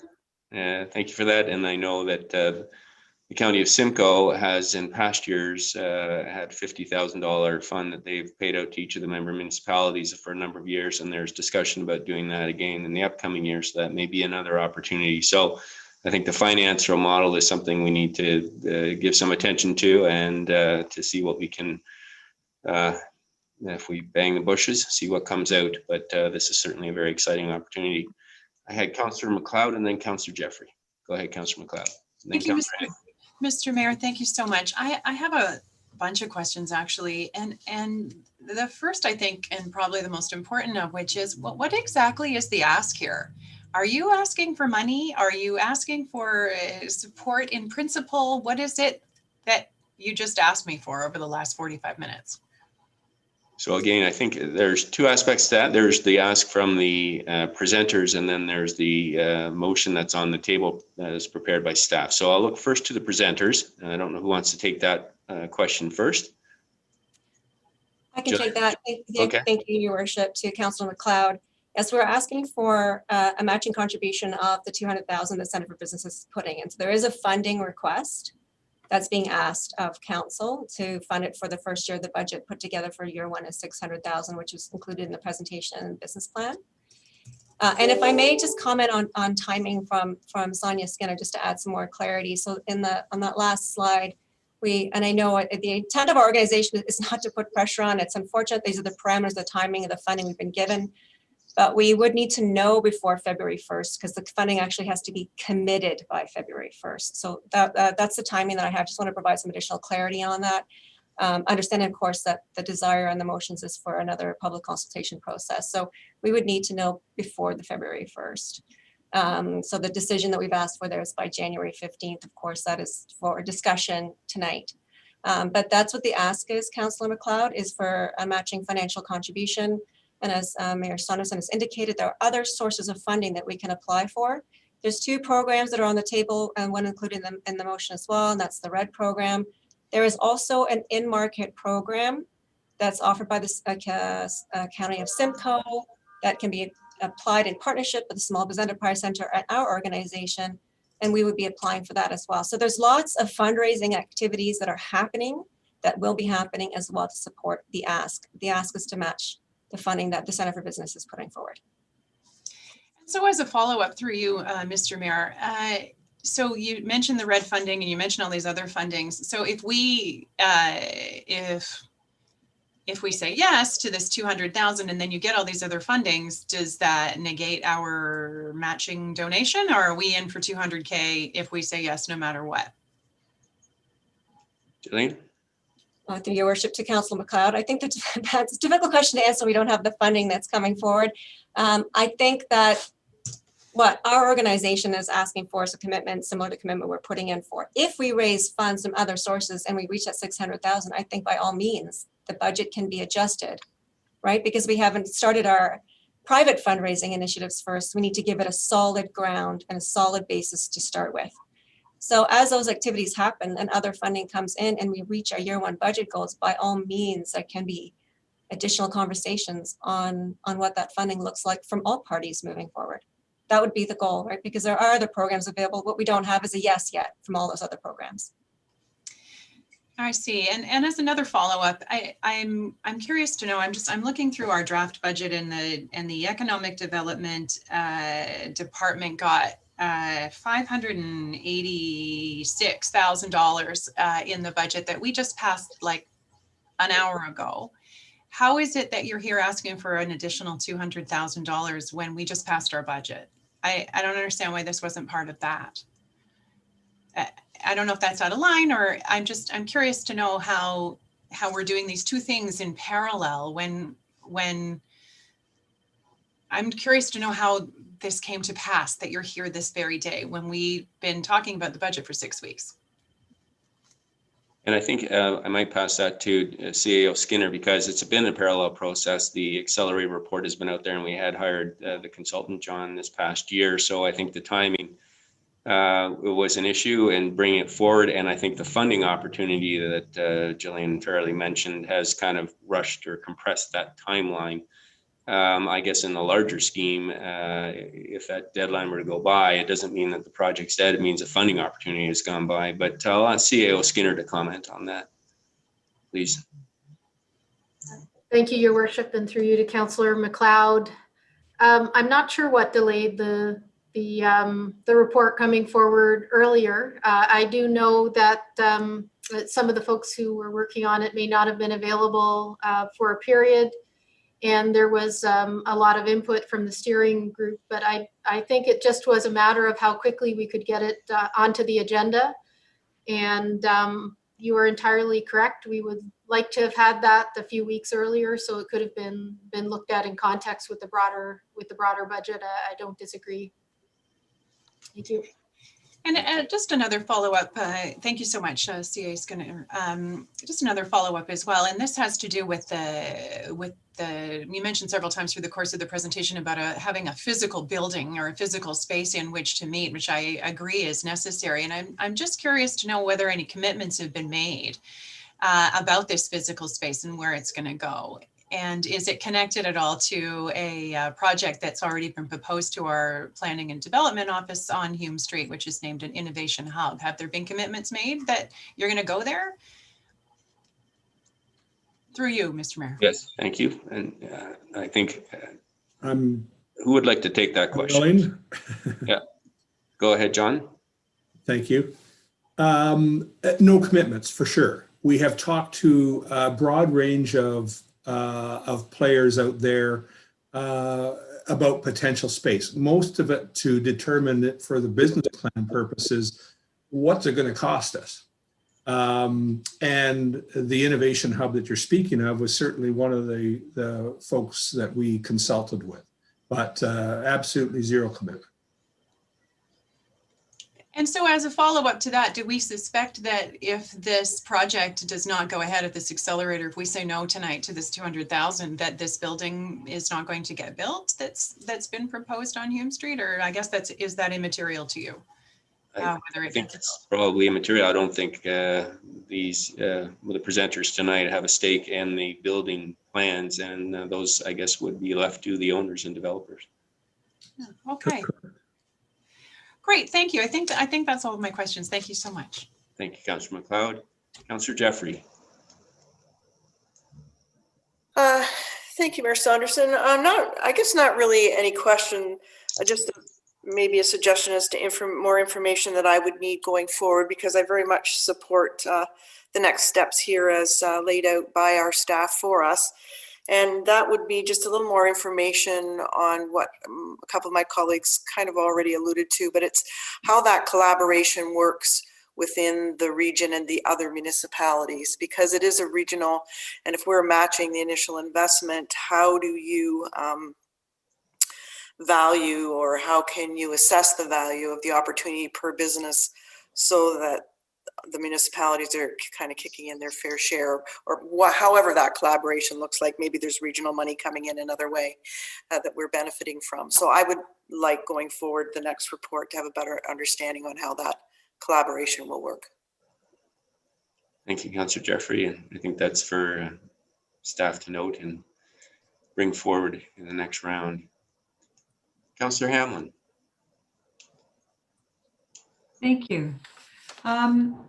I feel this is an incredibly exciting opportunity for our town. And I am so happy to hear this presentation tonight. It was very professional, and you know, I wanted to thank John and Jillian so much for that hard work, and Martin as well, that's gone into this and their team. I feel that economic development, as we all know, is such an important thing for a community. It builds jobs for our residents, and also a stable business property tax base that supports our budget.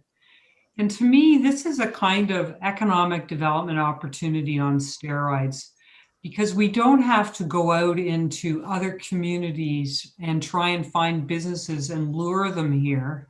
We're talking about something where we're going to look at businesses that are already here in town that need to grow, that need some support to get to that next level, to get beyond the 1 to 4 employees and have real, you know, number of jobs. I saw in the presentation tonight, they hoped in the first 3 years to support 33 businesses and create 103 jobs which, you know, is a lot of new jobs for each company. I'm so excited about the opportunity for mentoring from our existing business community. I have found our business community is so collaborative and so helpful of each other.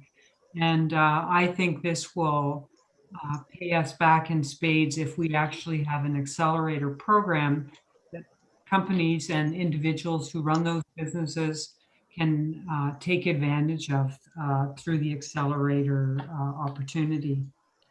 I heard what CEO Skinner said, and I think she had some very good ideas, which would be to compress our public comment input to January the 7th, which was the Development and Operations Committee meeting. I know that that committee typically would report to a council meeting on January the 25th, which seems to be a bit late for the accelerator's timeline. I'm wondering if we could, and I'm not sure who I'm asking this question of, maybe it's CEO Skinner through you, Mr. Mayor, if we were to get some report from staff on this for January the 7th, could this come to the council meeting on January the 18th, where we could consider this and consider the funding opportunity, or I should say, our source of funds for this funding opportunity? Yeah, so if I could just ask that question then of CEO Skinner, please. Yes, thank you, Councillor Hamlin. I think you mean January 11. It's the operations, development operations meeting, January 11. Oh, 11th. Thank you. Okay. So I'll put that through to Director or CAO Skinner. Sonia. Thank you, Your Worship, and through you to Councillor Hamlin. I think that there's some pros and cons to that timing, and I will actually ask the clerk to comment from a procedural perspective. But before I go there, the major con is related to having time for a full conversation with other municipalities in South Georgian Bay to talk to them about, you know, how and whether they would want to collaborate with us on an accelerator and what is the right size for an accelerator and the right timing for us here. So with that drawback in mind, I mean, staff can provide, you know, a high level report by the 11th. We can open it up, which might be the most valuable part of this process, to the public and business input on the 11th. It would give a little more time, should that be acceptable to the Jillian's group, to reply the Monday night of the just after the deadline, but it would be very shortly after her deadline on the 18th. However, I don't think that in that timing you would have as much input from other municipalities as would be desired, but you would have, you know, potentially a bit more than you have available to you this evening. And that is dependent, however, on a procedural question for Clerk Almas about moving this particular issue so quickly from the Development and Operations on the 11th to Council on the 18th. Clerk Almas. Certainly, through your worship, to address CAO Skinner's comments. Generally, we provide the opportunity to have it before a standing committee to provide the public delegation period, and then having 2 weeks before it is considered by council fully. So that would be a procedural amendment that would need to occur if that was going to happen.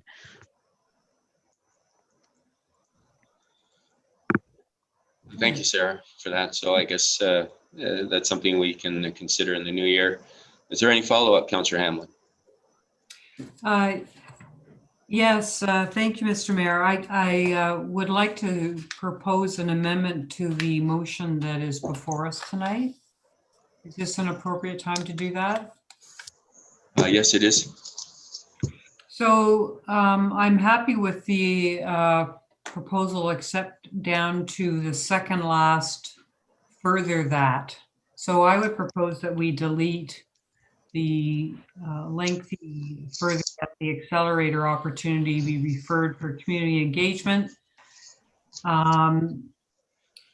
Well, maybe, sorry, I should have spent some time thinking about this. Maybe instead, what I would like it to say is this.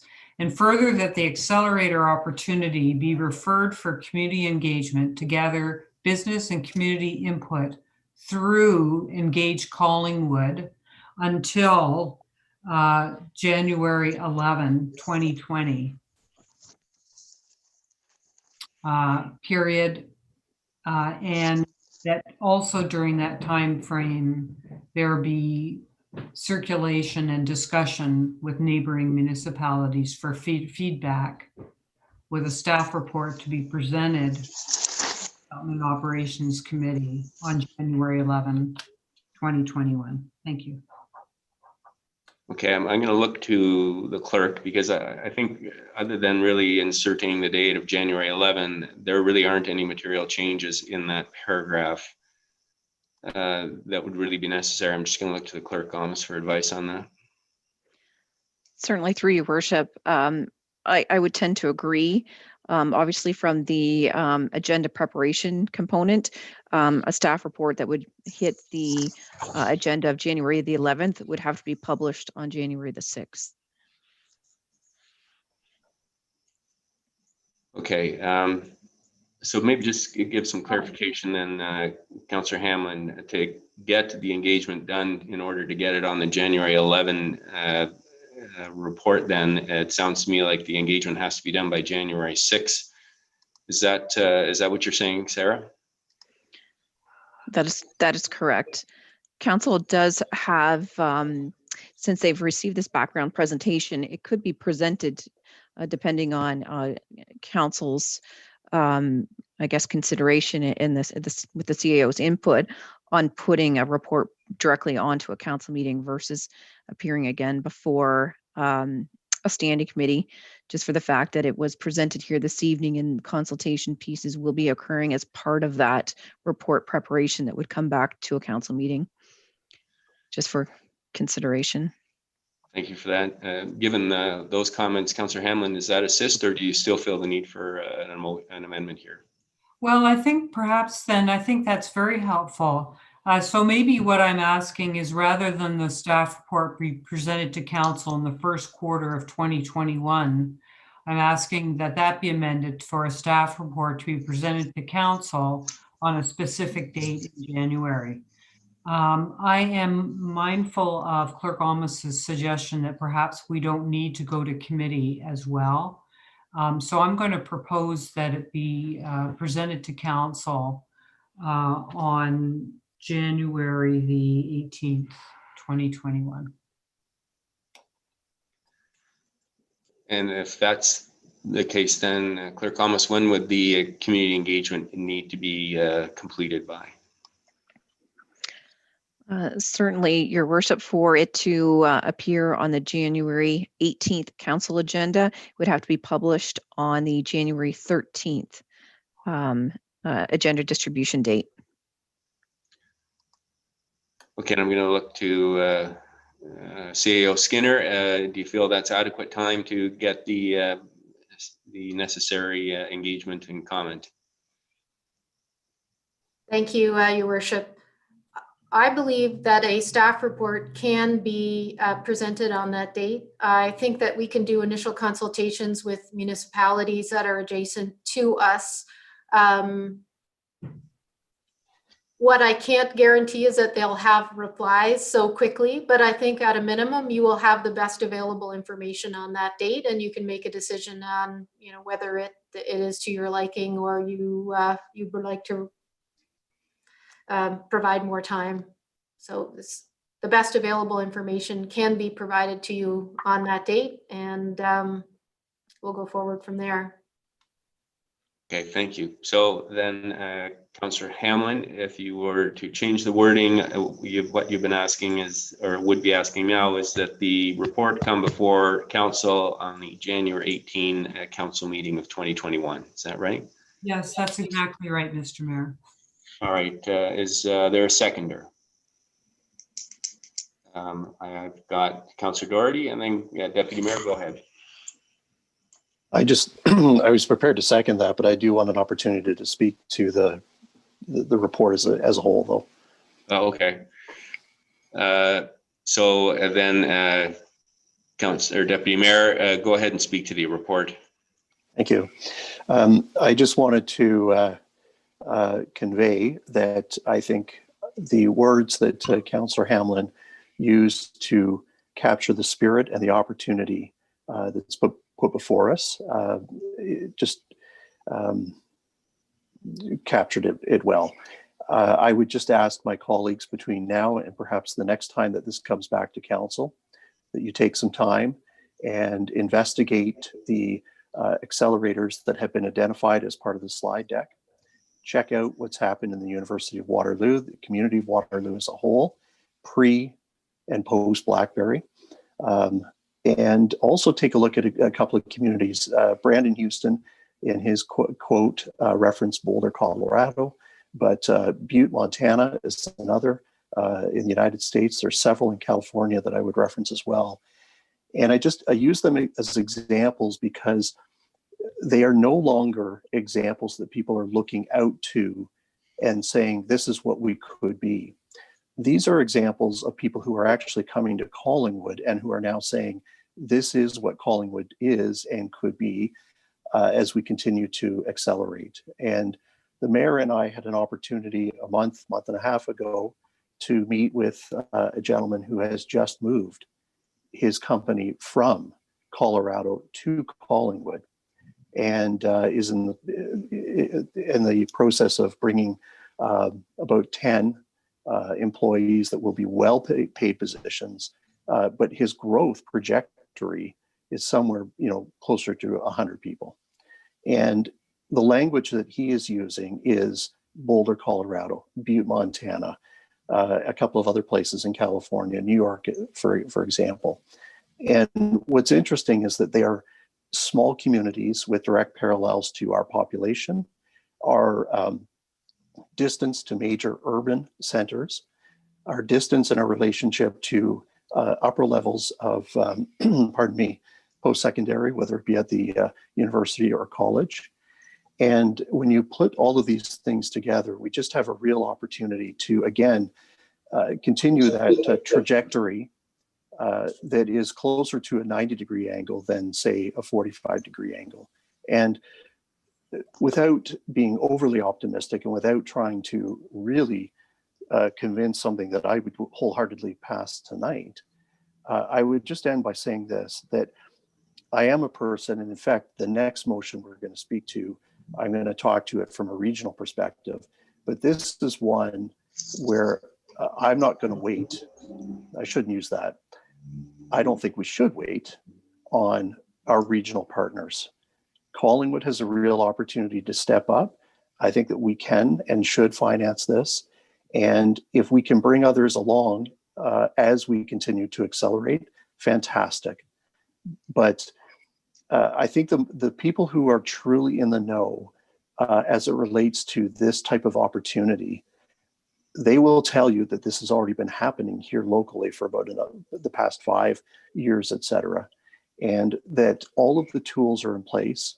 The foundation is here, and it's a real opportunity for us to utilize the year 2021 to take this community to the next level. And with that said, I just appreciate the opportunity to speak to something that I wholeheartedly support. Thank you. Thank you, Deputy Mayor. Are there any other questions or comments before I call the vote on the amendment, which is to have a staff report come back to council on January 18th? Then I will call the amendment, the vote on the amendment. All in favor? That is carried unanimously, I think. Any opposed? I'm not sure I have everyone. Nope, no opposed. That brings us back then to the original motion, the staff motion. And we've had good discussion. Are there any final comments or questions about the initial staff report motion? I would just say that having visited the Waterloo and Guelph University incubators and Communitech, that is extreme hubs of activity, and you can hear the growth going on in the room. It's quite amazing. And so I wholeheartedly support this, and we need to find out how best to fund this for our aspect of the funding, seed money. So I will call the vote then. All in favor? That is carried unanimously. Thank you very much, and thank you to our presenters, Jillian and John, for your work. And Martin, I know you're back there somewhere, so thank you for all your hard work, and we'll be reporting back to you in January. Thank you very much. Thank you. Be well. The next item is 8.2. And this is a motion by Councillor Jeffrey. And I think you'll have a seconder. Councillor Berman, yes. Okay, thank you. And the motion is moved by Councillor Jeffrey, seconded by Councillor Berman, that council herein request a staff report regarding the establishment and terms of reference of an attainable housing task force and report back to the standing committee in February 2021. Councillor Jeffrey, do you want to speak to it first? Yeah, thank you very much, Mayor Saunderson. Just it's self-explanatory. I think we're all aware of I believe the extreme pressure our municipalities coming under in terms of our vulnerable residents and those numbers increasing, particularly under the magnifying glass of COVID. And I know for Home Horizon and for youth alone, there are 40 on the waiting list and without roofs over their heads. And so I think that we need this task force to help inform ourselves and position ourselves in a number of areas. Number one, for advocacy to other orders of government and other organizations and other avenues of innovation in terms of attainable housing. And also informing our budget for 2022, although typically attainable housing is not something funded through the local tax dollars. And then it's really important for us to get on with this. And I know that it's referenced through the OP review and also commented on in the zoning bylaws, but I think as important as the policies are going forward, they're not going to be a quick enough turnaround to make the impact we're going to need in our community to keep people safe and housed. So that's the gist of this request. Thank you. Thank you, Councillor Jeffrey. Council, any questions or comments? Councillor McLeod, Deputy Mayor, and Councillor Doherty. Go ahead, Councillor McLeod. Thank you. My question actually through you is to Councillor Jeffrey, and I'm curious to know where you think this particular group would stand in relation to the Simcoe County Alliance to End Homelessness, which I think we already have a member sits on, and I believe that's the Deputy Mayor, as a matter of fact. Where does this connect? How do you see those two organizations or perhaps working area? How are we going to avoid duplication, stuff like that? Thank you. Thank you. Through you, Mayor Saunderson, to Councillor McLeod. I believe that will be up to the CAO to determine relations of those terms of references and how we can best use the resources that we already have, but to speed up the process. Mm-hmm. So that's the impetus. Thank you. Perhaps the CAO could speak to the same thing, or maybe I'm premature with this question until we get the terms of reference. Sonia? Thank you, Your Worship, through you to Councillor McLeod. I had some of the same questions myself, because there is the Simcoe County Alliance to End Homelessness, and there is also a Simcoe County Housing Committee. So I think that what the motion is asking for is a staff report regarding the establishment in terms of reference of an attainable housing task force. And I'm taking that not to be the direction to have a task force, but to look at what is existing today, if there are gaps, and how some of the knowledgeable people in the community potentially could fill those. So that is how I had interpreted the request in if I've interpreted that incorrectly, but I think that we do need to look at questions exactly as you've raised it. And then the other thing that I just will reiterate, we talked about it briefly at the budget meeting. This is something that is high on the priority from the UN Habitat work. It's certainly something that's an issue in the community. It has not, as Councillor Jeffrey mentioned, been under our local government purview and through the local taxes in the past. So what we were looking at here from a staff perspective is to facilitate the committee not to undertake research and studies, et cetera, on this topic unless we were successful through the grant writer or potentially through the UN work or CMHC, for example, to find some additional funding to support this type of work.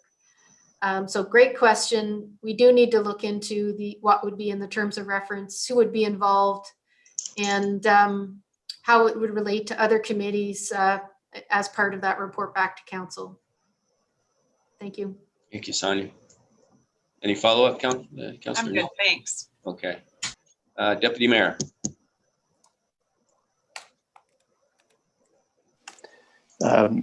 Thank you. Perhaps I could offer some insight to the previous councillor's question, and then it'll dovetail into the question I've got. Simcoe County Alliance to End Homelessness is a group of individual organizations that collectively meet to ensure that there are no gaps within their services between one another, or to ensure that if there are gaps, that there are opportunities to bridge those gaps, or to work collaboratively on potentially solutions that are more client-driven as opposed to a mandate to actually provide. So they're not in the business, for example, of creating housing of any type of inventory.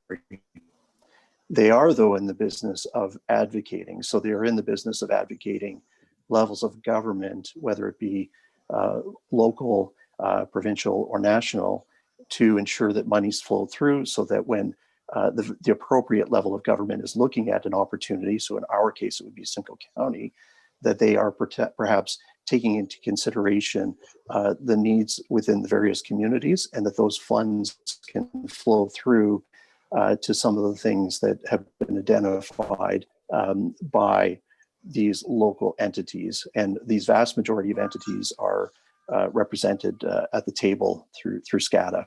And SCADA is both a local chapter, and that feeds into a county chapter as well. And it's at the top chapter that more advocates for the funding than to go into specific projects or developments to be actually built. So that leads to my question, because, and I apologize, I have two very different definitions as to what attainable and what has been spoken of so far, which is actually social. So if the intent is to look at social from that level or that perspective, then I think that we need to be very clear on what we're asking the CAO to look at to create a certain terms of reference. To me, attainable is ensuring that, for example, your service industry has affordable housing to live, so that we can ensure that places like Living Waters in Collingwood or Blue Mountain in the town of Blue Mountains can find people who are going to come and work at their particular facilities and be able to find accommodation within the community. Social housing is something that is mandated at the county, and it's often funded through the province or the federal government. And although I think there is opportunity here within Collingwood, the reality is that because the county has already made a significant investment with the two really nice buildings at the corner of 2nd and High, it's doubtful that that level of government will come back to Collingwood, because quite frankly, they've got 10 or 11 other lower tier municipalities that they also need to work with to create affordable housing or social housing within those communities. So I just want to be clear, and I'm asking the question through maybe you, Mayor Saunderson, to Councillor Jeffrey, are we asking for an attainable approach, or are we looking for something that is social in nature? Because they are different. Thank you. Through you, Mayor Saunderson. Yes, thank you. I was muted. Go ahead, Councillor Jeffrey. Thanks. Yeah, no, I think definitely we're on track for the attainable housing approach. I mean, there's been funding opportunities such as FCM's advocacy of the rapid housing money that's available through many avenues, and you know, many municipalities are getting ahead of the curve with obtaining, say, motels or hotels that are closing down and converting them with this funding. So I just think we need to be putting together, and I'm really not trying to solve it tonight. I'm trying to ask staff to find a way to set up a task force, because I believe that the task force has the ability to do things in a much more timely fashion than burdening the staff with the whole development or research of what it is we need or how we need to partner to make our situation better in Collingwood. So, and like I say, the policies through the OP and that will be welcomed are not going to be quick enough for, I think, what we need moving forward. So I hope that answers your question. Thank you, Councillor Jeffrey. Any follow-up, Deputy Mayor? Thank you. So then with that, if I may, through you to staff, I very much want to be supportive of this task force and having staff come back with a report as to how one may be created. I would ask, just in the interest of time, so that it doesn't come back without taking these into consideration, and that would be one. I would hope that staff will reach out to the parties I've already mentioned, so Living Waters here in town. I would also include maybe some of our other hoteliers, the new Holiday Inn, for example, on the east side, the Best Western on the west side, and then, of course, the resort, whether it be the Village Association or the resort itself.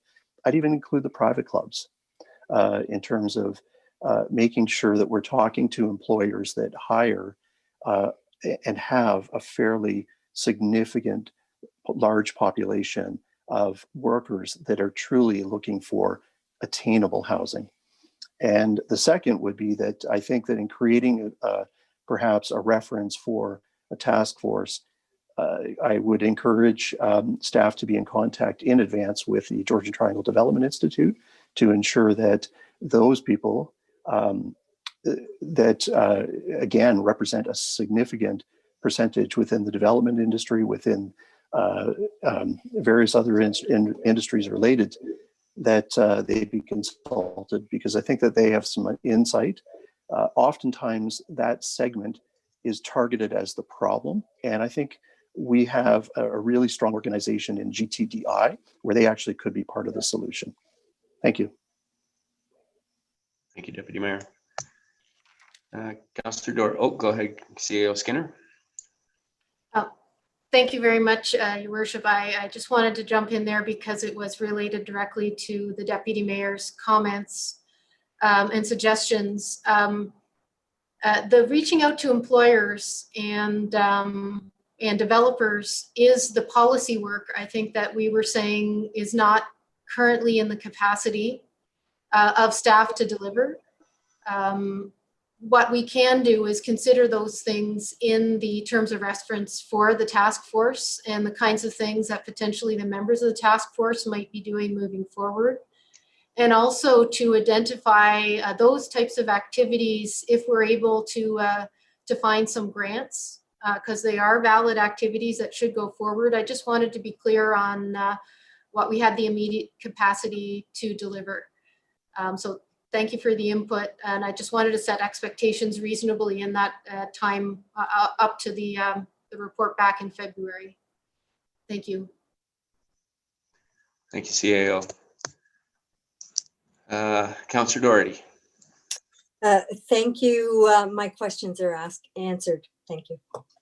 Okay, any other questions or comments, Council? Seeing none, I will certainly support this. It is a big issue for our community, and it is a very multifaceted one, and there are many levels, I think, involved between the county, ourselves, the province, and even the federal government. And there are programs through the CMHC, micro houses, all those sorts of options. And so it might be an opportunity for us to look at creating a local or regional housing strategy to see how we can work. And that may dovetail in with our official plan. It may lead to other opportunities, but it is certainly a big issue. And I know staff are, it is a very, not prickly, but a very large topic and a little tough to marshal. So I'm hopeful that staff will have an opportunity to kind of coalesce all of that stuff together in terms of reference to see what can be done on this very important issue. So with that being said, then I will call the vote. All in favor? And that is carried unanimously. Thank you. And this takes us to item 9, the bylaws. And the first bylaw is 9.1, and that is the 2021 budget bylaw. It's moved by Deputy Mayor Hall and seconded by Councillor McLeod. Be it resolved that bylaw number 2020-86, being a bylaw to adopt the 2021 municipal budget estimates, be enacted and passed this 21st day of December 2020. We had good discussion before, so I will call the vote. Council, all in favor? That is carried unanimously. Thank you. And the second bylaw, 9.2, is moved by Deputy Mayor, or sorry, Councillor Doherty, and seconded by Councillor Jeffrey. And be it resolved that bylaw number 2020-87, being a bylaw to authorize the execution of a lease agreement with the Rotary Club of Collingwood for 25 and 47 Birch Street, be enacted and passed this 21st day of December 2020. I think Clerk Almus, you had something you wanted to add on this. Certainly. Thank you, Your Worship. To members of council, we received last minute comments from the Rotary Club actually at 20 after 4 this afternoon pertaining to this operating lease agreement with respect to inclusion of the Residential Tenancy Act and the Rotary's obligation regarding repairs and maintenance.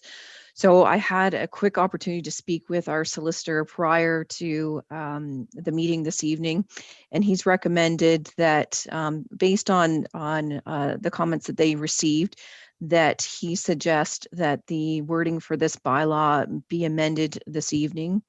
So where it says that, and this will allow further opportunity for him to consider the comments before it's approved in its finality. So that the mayor and clerk be authorized to execute an operating lease agreement between the Rotary Club of Collingwood and the town of Collingwood, affixed generally in the form here too is Schedule A, subject to any final revisions that may be deemed necessary, as well as approved by the town's CAO and solicitor. So again, he wants to make sure that their comments, don't conflict with the provisions that was previously provided in the original agreement. And knowing that this agreement expires December 31st, we wanted to have sufficient provisions put in place for that approval, subject to the solicitor's review and the CAO approval. Thank you, Sarah. So I'll look to the mover, Councillor Doherty, and the seconder, Councillor Jeffrey, to make sure that you are still prepared to move and second this motion. All right, thank you. Questions or comments, Council? Seeing none, then I'll call the vote. All in favor? And that is passed unanimously. Thank you. I think this brings us to our in-camera portion.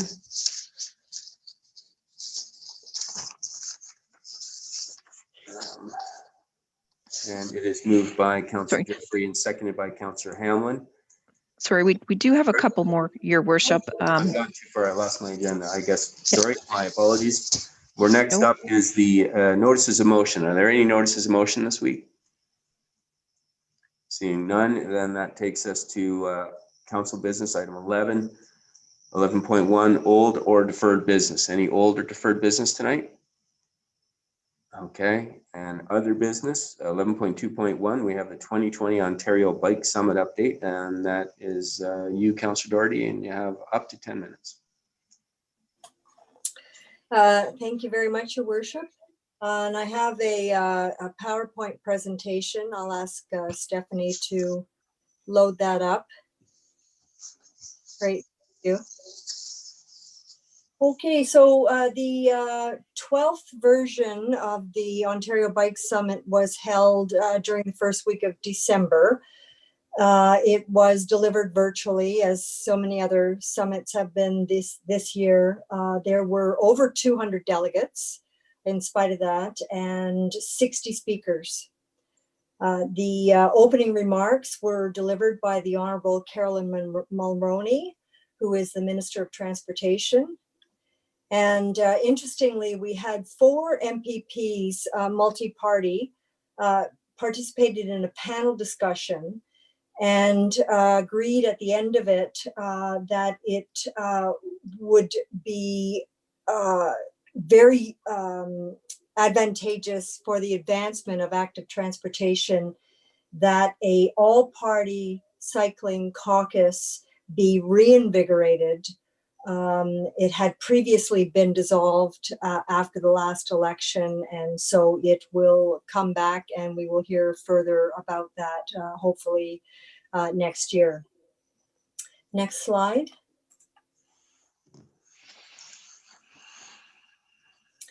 So like so many other things, COVID definitely impacted how we do active transportation and how we do cycling this year. And what was observed throughout the province and in fact throughout the world was that people were really embracing outdoors, and they were really embracing cycling like they had never done before. And bike sales soared worldwide, and most bike stores in Ontario were actually sold out. We saw street closures around many municipalities, or lane closures, and they basically demonstrated the principle of if you build it, they will come. And we saw this in Toronto and Guelph and North Bay. For example, in North Bay, they closed several kilometers of roads along their waterfront for 4 long weekends. And on one weekend, when they actually compiled usage stats, they saw 3,200 cyclists on those few kilometers over 4 days. And the project was so successful that this road was closed for several more weekends during the summer. Now, as COVID continues, cyclists are demonstrating a desire to use trails and bike lanes this winter. And this is certainly a discussion that we have had on and off over the years of maintaining trails and cycling lanes in this community. But we did see, or actually the town of Goderich saw, that 69% of users of bike lanes said they intended to use them this winter for cycling. So there will be an increased need for winter maintenance, and particularly on bike lanes. And hopefully this is something that we will see a growing trend as we get people on bicycles and out of cars. Next slide, please.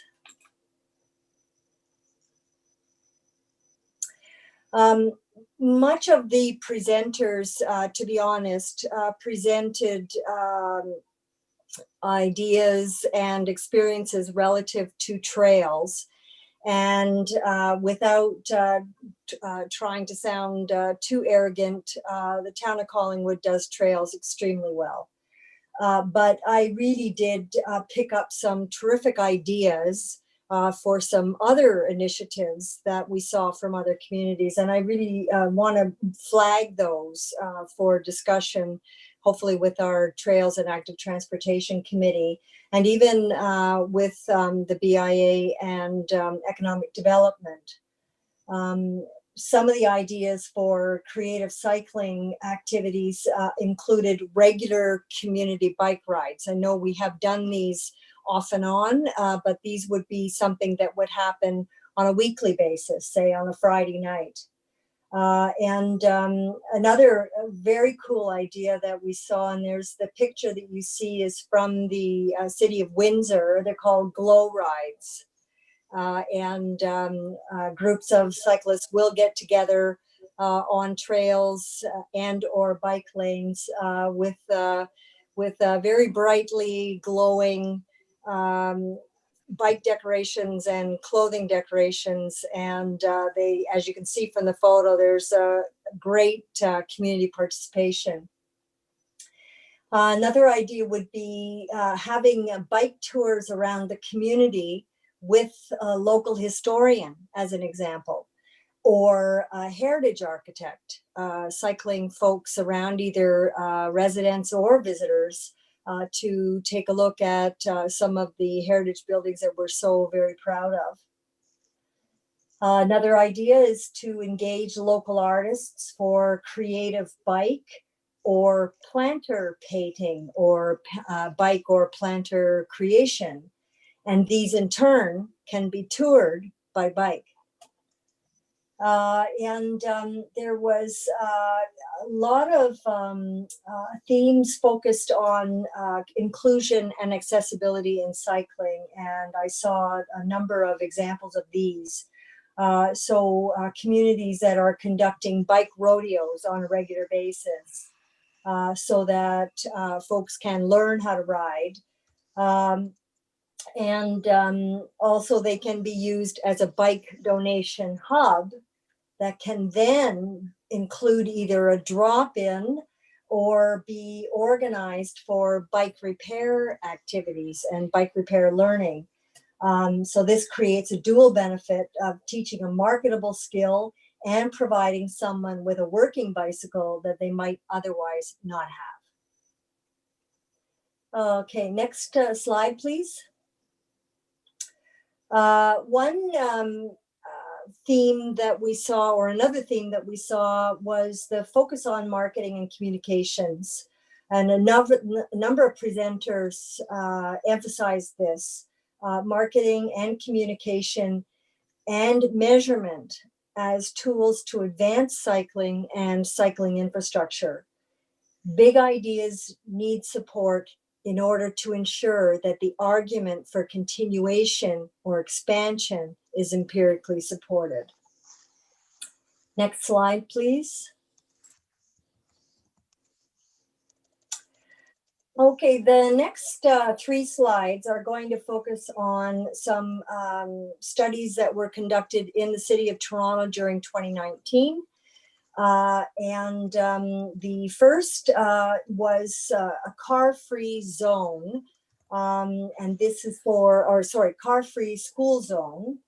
And I have a video here from CTV, and hopefully Stephanie can get it up and running for us. And there may be a quick commercial in the front of it, but after that, it's worth waiting for. So I'll let you do that, Steph.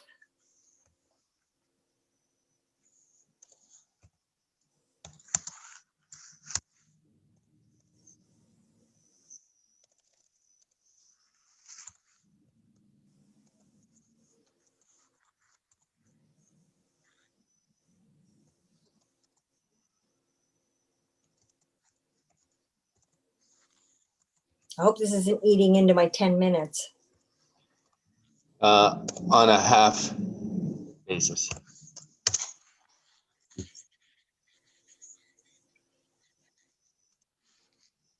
all comes as a new pilot project was launched today outside a West End school where the street is going car-free to improve safety. Our Janice Golding is live on Mountain View Avenue with an update. Janice. Hi, Michelle. Yes, Mountain View Avenue was shut down here this morning during the morning rush. So instead of cars, you saw children playing on the streets. Now, barricades went up along the street between 8 and 9 a.m. as organizers of Toronto's first ever School Streets pop-up created a car-free zone in front of Keele Street Public School. 880 cities, the principal organizer says the model program has been pioneered in many European cities, but it's the first of its kind in the city of Toronto. Organizers say the project is critical given at least 27 pedestrians have been killed so far this year. They add it's important to raise awareness because people-centered road design is the best way to reduce fatalities. In addition to safety, organizers say this will reduce air pollution near schools and will encourage walking. Beyond that, they believe it will reduce car trips and reduce the stress and chaos of pickup and drop-off. My friends and I don't have to worry about cars or traffic in front of the streets. We can just play and have fun. This makes us all very happy. Less cars on the streets means less air pollution and lighter carbon footprint at our school. Plus, walking or biking to school is good for our health. From today straight through to Thursday or Halloween Day, the street will be shut down between 8 and 9 a.m. and again between 3 and 4 p.m. I'm Janice Golding. Now back to Michelle. Thank you, Janice. Thanks, Stephanie. As they alluded to, this was a 4-day study only. You can also see that these barricades are temporary, they're simple, they're inexpensive. But what was observed in just 4 days was a 6% lift in walking to school and a 27% lift in cycling to school. And in terms of simplicity, all that was required for this 4-day experiment was a special event permit. It's not that complicated. Next slide. The next study, also done in the city of Toronto, and this is part of the 3, was slowing down traffic on residential streets. And this was a study that was done on a residential street where speeding was an issue, in case that sounds familiar. And for 4 days only, using simple street furniture as a partial barricade of the street. The average speed over 4 days dropped from 35 to 25 kilometers per hour, and the highest speed dropped from 68 to 48. So it really does work. And next slide. The third study was a 2-day pop-up shutdown of a portion of Danforth Street near Maine. And it saw a massive increase in pedestrian and cycle traffic, and in particular, pedestrians with families. The pop-up provided bike lanes, expanded pedestrian spaces, a street mural, 2 parklets, places to sit and linger, pedestrian-oriented lighting, and community programming, while also maintaining 2 lanes of vehicular traffic throughout. Mr. Doherty, we're just coming up to 11 minutes, so if you can wrap up, please. Oh, okay. All of the modifications were temporary, incorporating paint, wooden barricades, and planters. The cost of these 3 studies, all 3 of them, was $150,000. That as compared to $88,000 that we have for the Maple Street study going into this year. And finally, we did receive an update from OTM Book 18. This update was a draft that will be issued in January.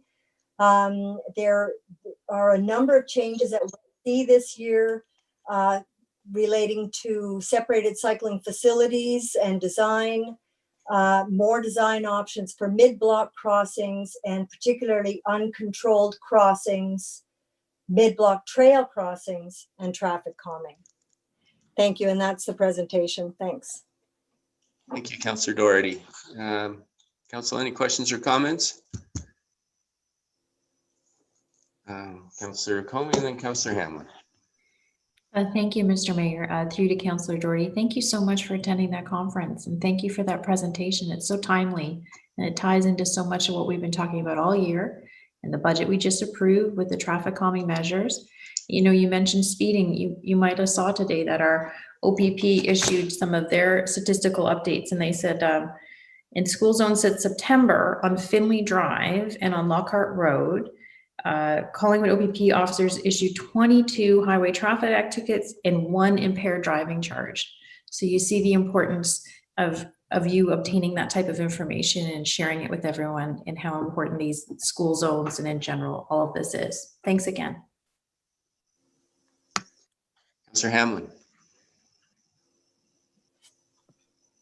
One word, Mr. Mayor. Fantastic, Councillor Doherty. Thank you. Thank you. Go ahead, Deputy Mayor. Thank you. Through you to Councillor Doherty. Thank you for the presentation. To piggyback on the other 2 councillors, it is a great opportunity, and I'm hopeful that as the bike garage is completed in 2021, I guess it's supposed to be done early in the new year, but perhaps we have a soft opening with a grand opening later in the year, and maybe with the efforts of the Climate Action Committee, who are coming back to the BIA to give a presentation or as to a car-free day within the downtown, and then adding on what was already referenced with regards to the budget as it relates to the traffic calming, but specifically the Maple Street project, that we've got a real culmination of different priorities coming together to promote active transportation and cycling in particular. I would just, for comedic relief, if you have a few minutes, if you've never seen it, it's worth the 10 minutes, I think that it is. TVO had a program, I don't know if they still have it, but it was called Political Blind Date. And one of the episodes was Jagmeet Singh, who at the time was in the Ontario legislature, and Doug Ford, prior to being premier. And it was interesting to see the 2 of them talk and debate and discuss the issues of transit from a mass scale like subways and LRTs to Jagmeet Singh out in his cycling, going up and down Yonge and Dundas and other busy streets in Toronto. Anyway, it speaks to everything that you've just spoken about and shown us. And it's, as I said, if you're looking for a bit of comic relief, at the expense of our premier, it's worth the 10 minutes to watch. Thank you, Deputy Mayor.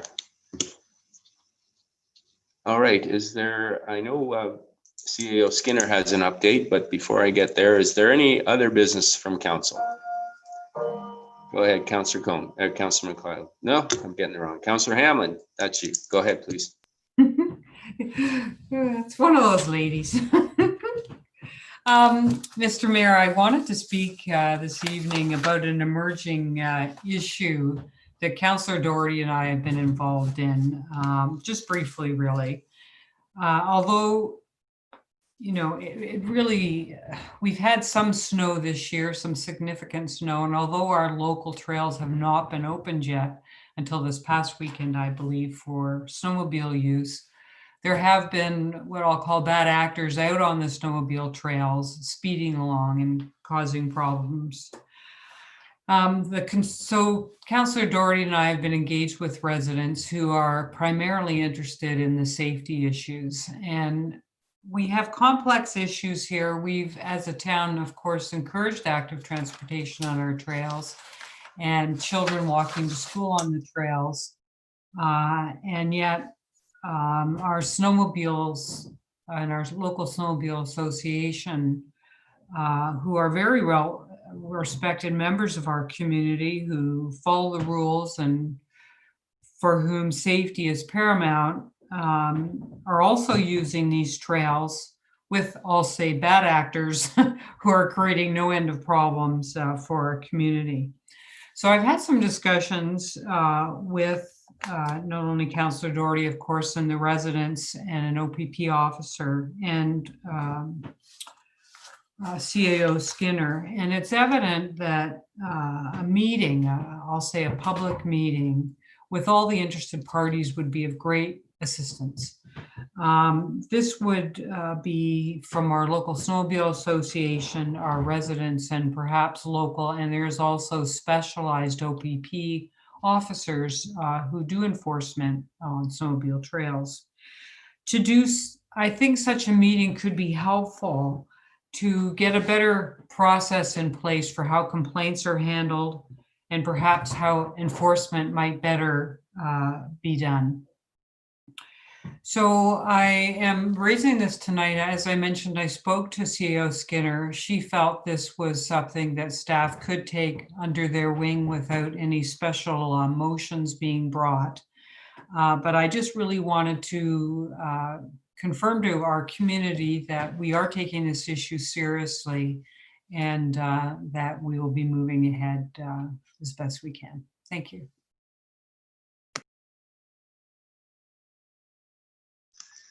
Thank you, Councillor Hamlin. Councillor Jeffrey? Thank you, Mayor Saunderson. Just through to Councillor Hamlin to also confirm that the matter of the snowmobiles and speeding came up at the Police Services Board meeting, and hopefully the CAO was able to apprise you and update you on that discussion. And also that the ride money came in. It was a little late arriving to us this year, but it allowed us to be able to allocate some of the ride money to enforcement on the trails. So once there's enough snow for the OPP snow sleds to be out, they are very aware of it, and it's very much on their radar, literally. Yes. Thank you. Councillor Jeffrey. All right, and then I will get to CAO Skinner and your update on the COVID situation. Thank you, Your Worship. I think that Council will have heard maybe a couple of days ago with the official announcement today from the province that there is a lockdown being applied across the province, happening at the very end of Christmas Day, so 12:01 a.m. on the 26th. And for us in Southern Ontario, and including our Simcoe Muskoka District Health Unit, it won't end until at least Saturday, January the 23rd.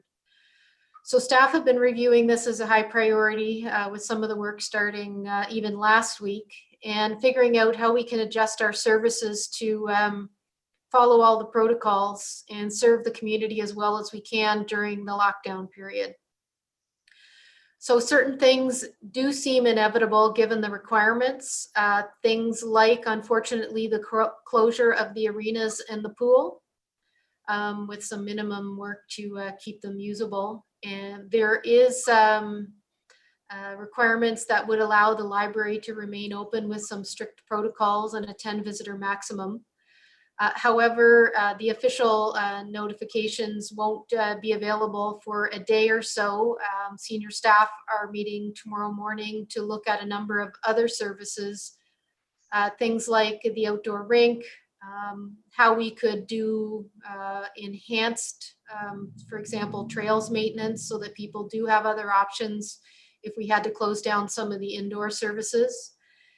And it is actually some good news that the Art of Winter event that we're about to roll out and are just starting to roll out was designed so that it was fully compliant with a lockdown protocol and pandemic realities. So you'll see there will be some things for the public to do with their family or with their friends outdoors and around town through the Art of Winter initiative, which will continue to take place even in the gray lockdown state. Independent of this provincial announcement, we had made the decision to close the customer service counters and non-essential offices between Christmas and the New Year's. So just so the public is aware of that. And we're hoping that folks will watch the town's website and social media feeds or any of the coverage from our local media for the service adjustments that will come out in the next couple of days. Thank you. Thank you very much, CAO. Council, any questions or comments? Councillor Comey. Thank you, Mr. Mayor. Through you to CEO Skinner. Thank you for that update. I'll just share a comment as staff ruminates on all the decisions ahead. You mentioned possibly considering the fact, more people head outdoor to the trails.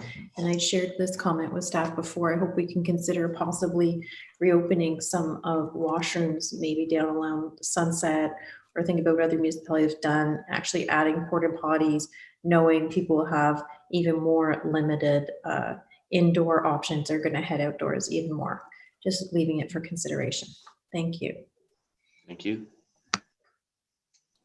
Is there any other questions or comments on that? It's certainly a fluid situation, and I know it will be changing in the coming week.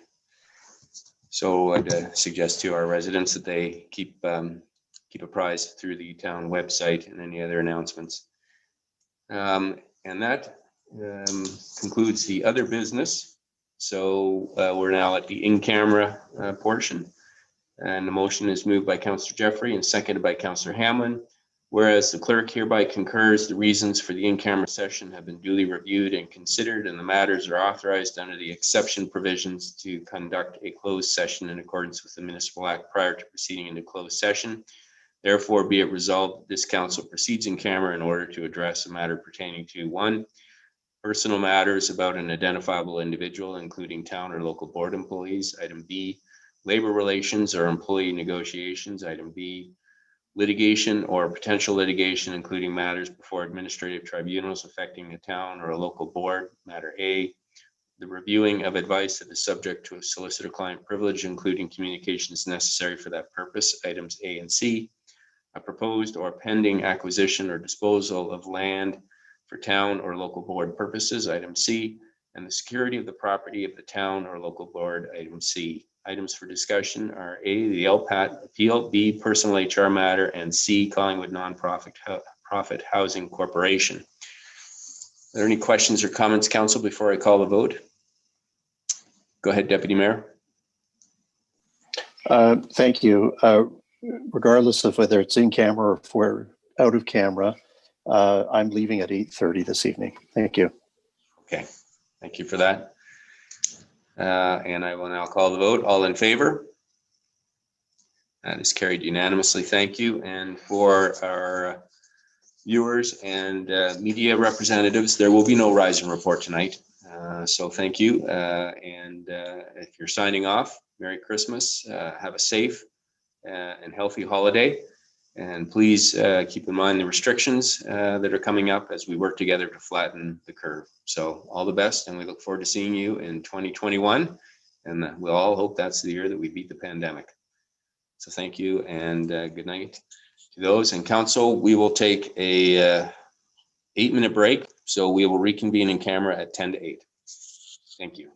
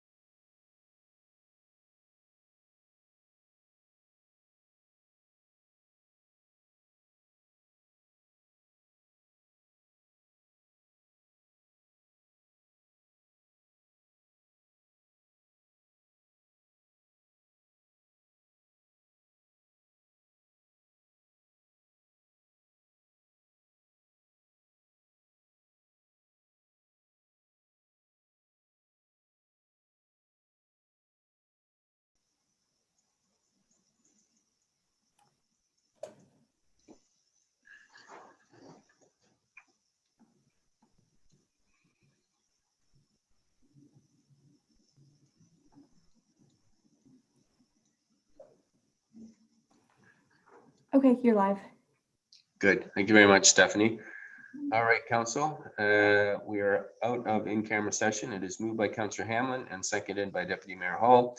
Be it resolved that council rise from in-camera and return to public session at 8:18 p.m. All in favor?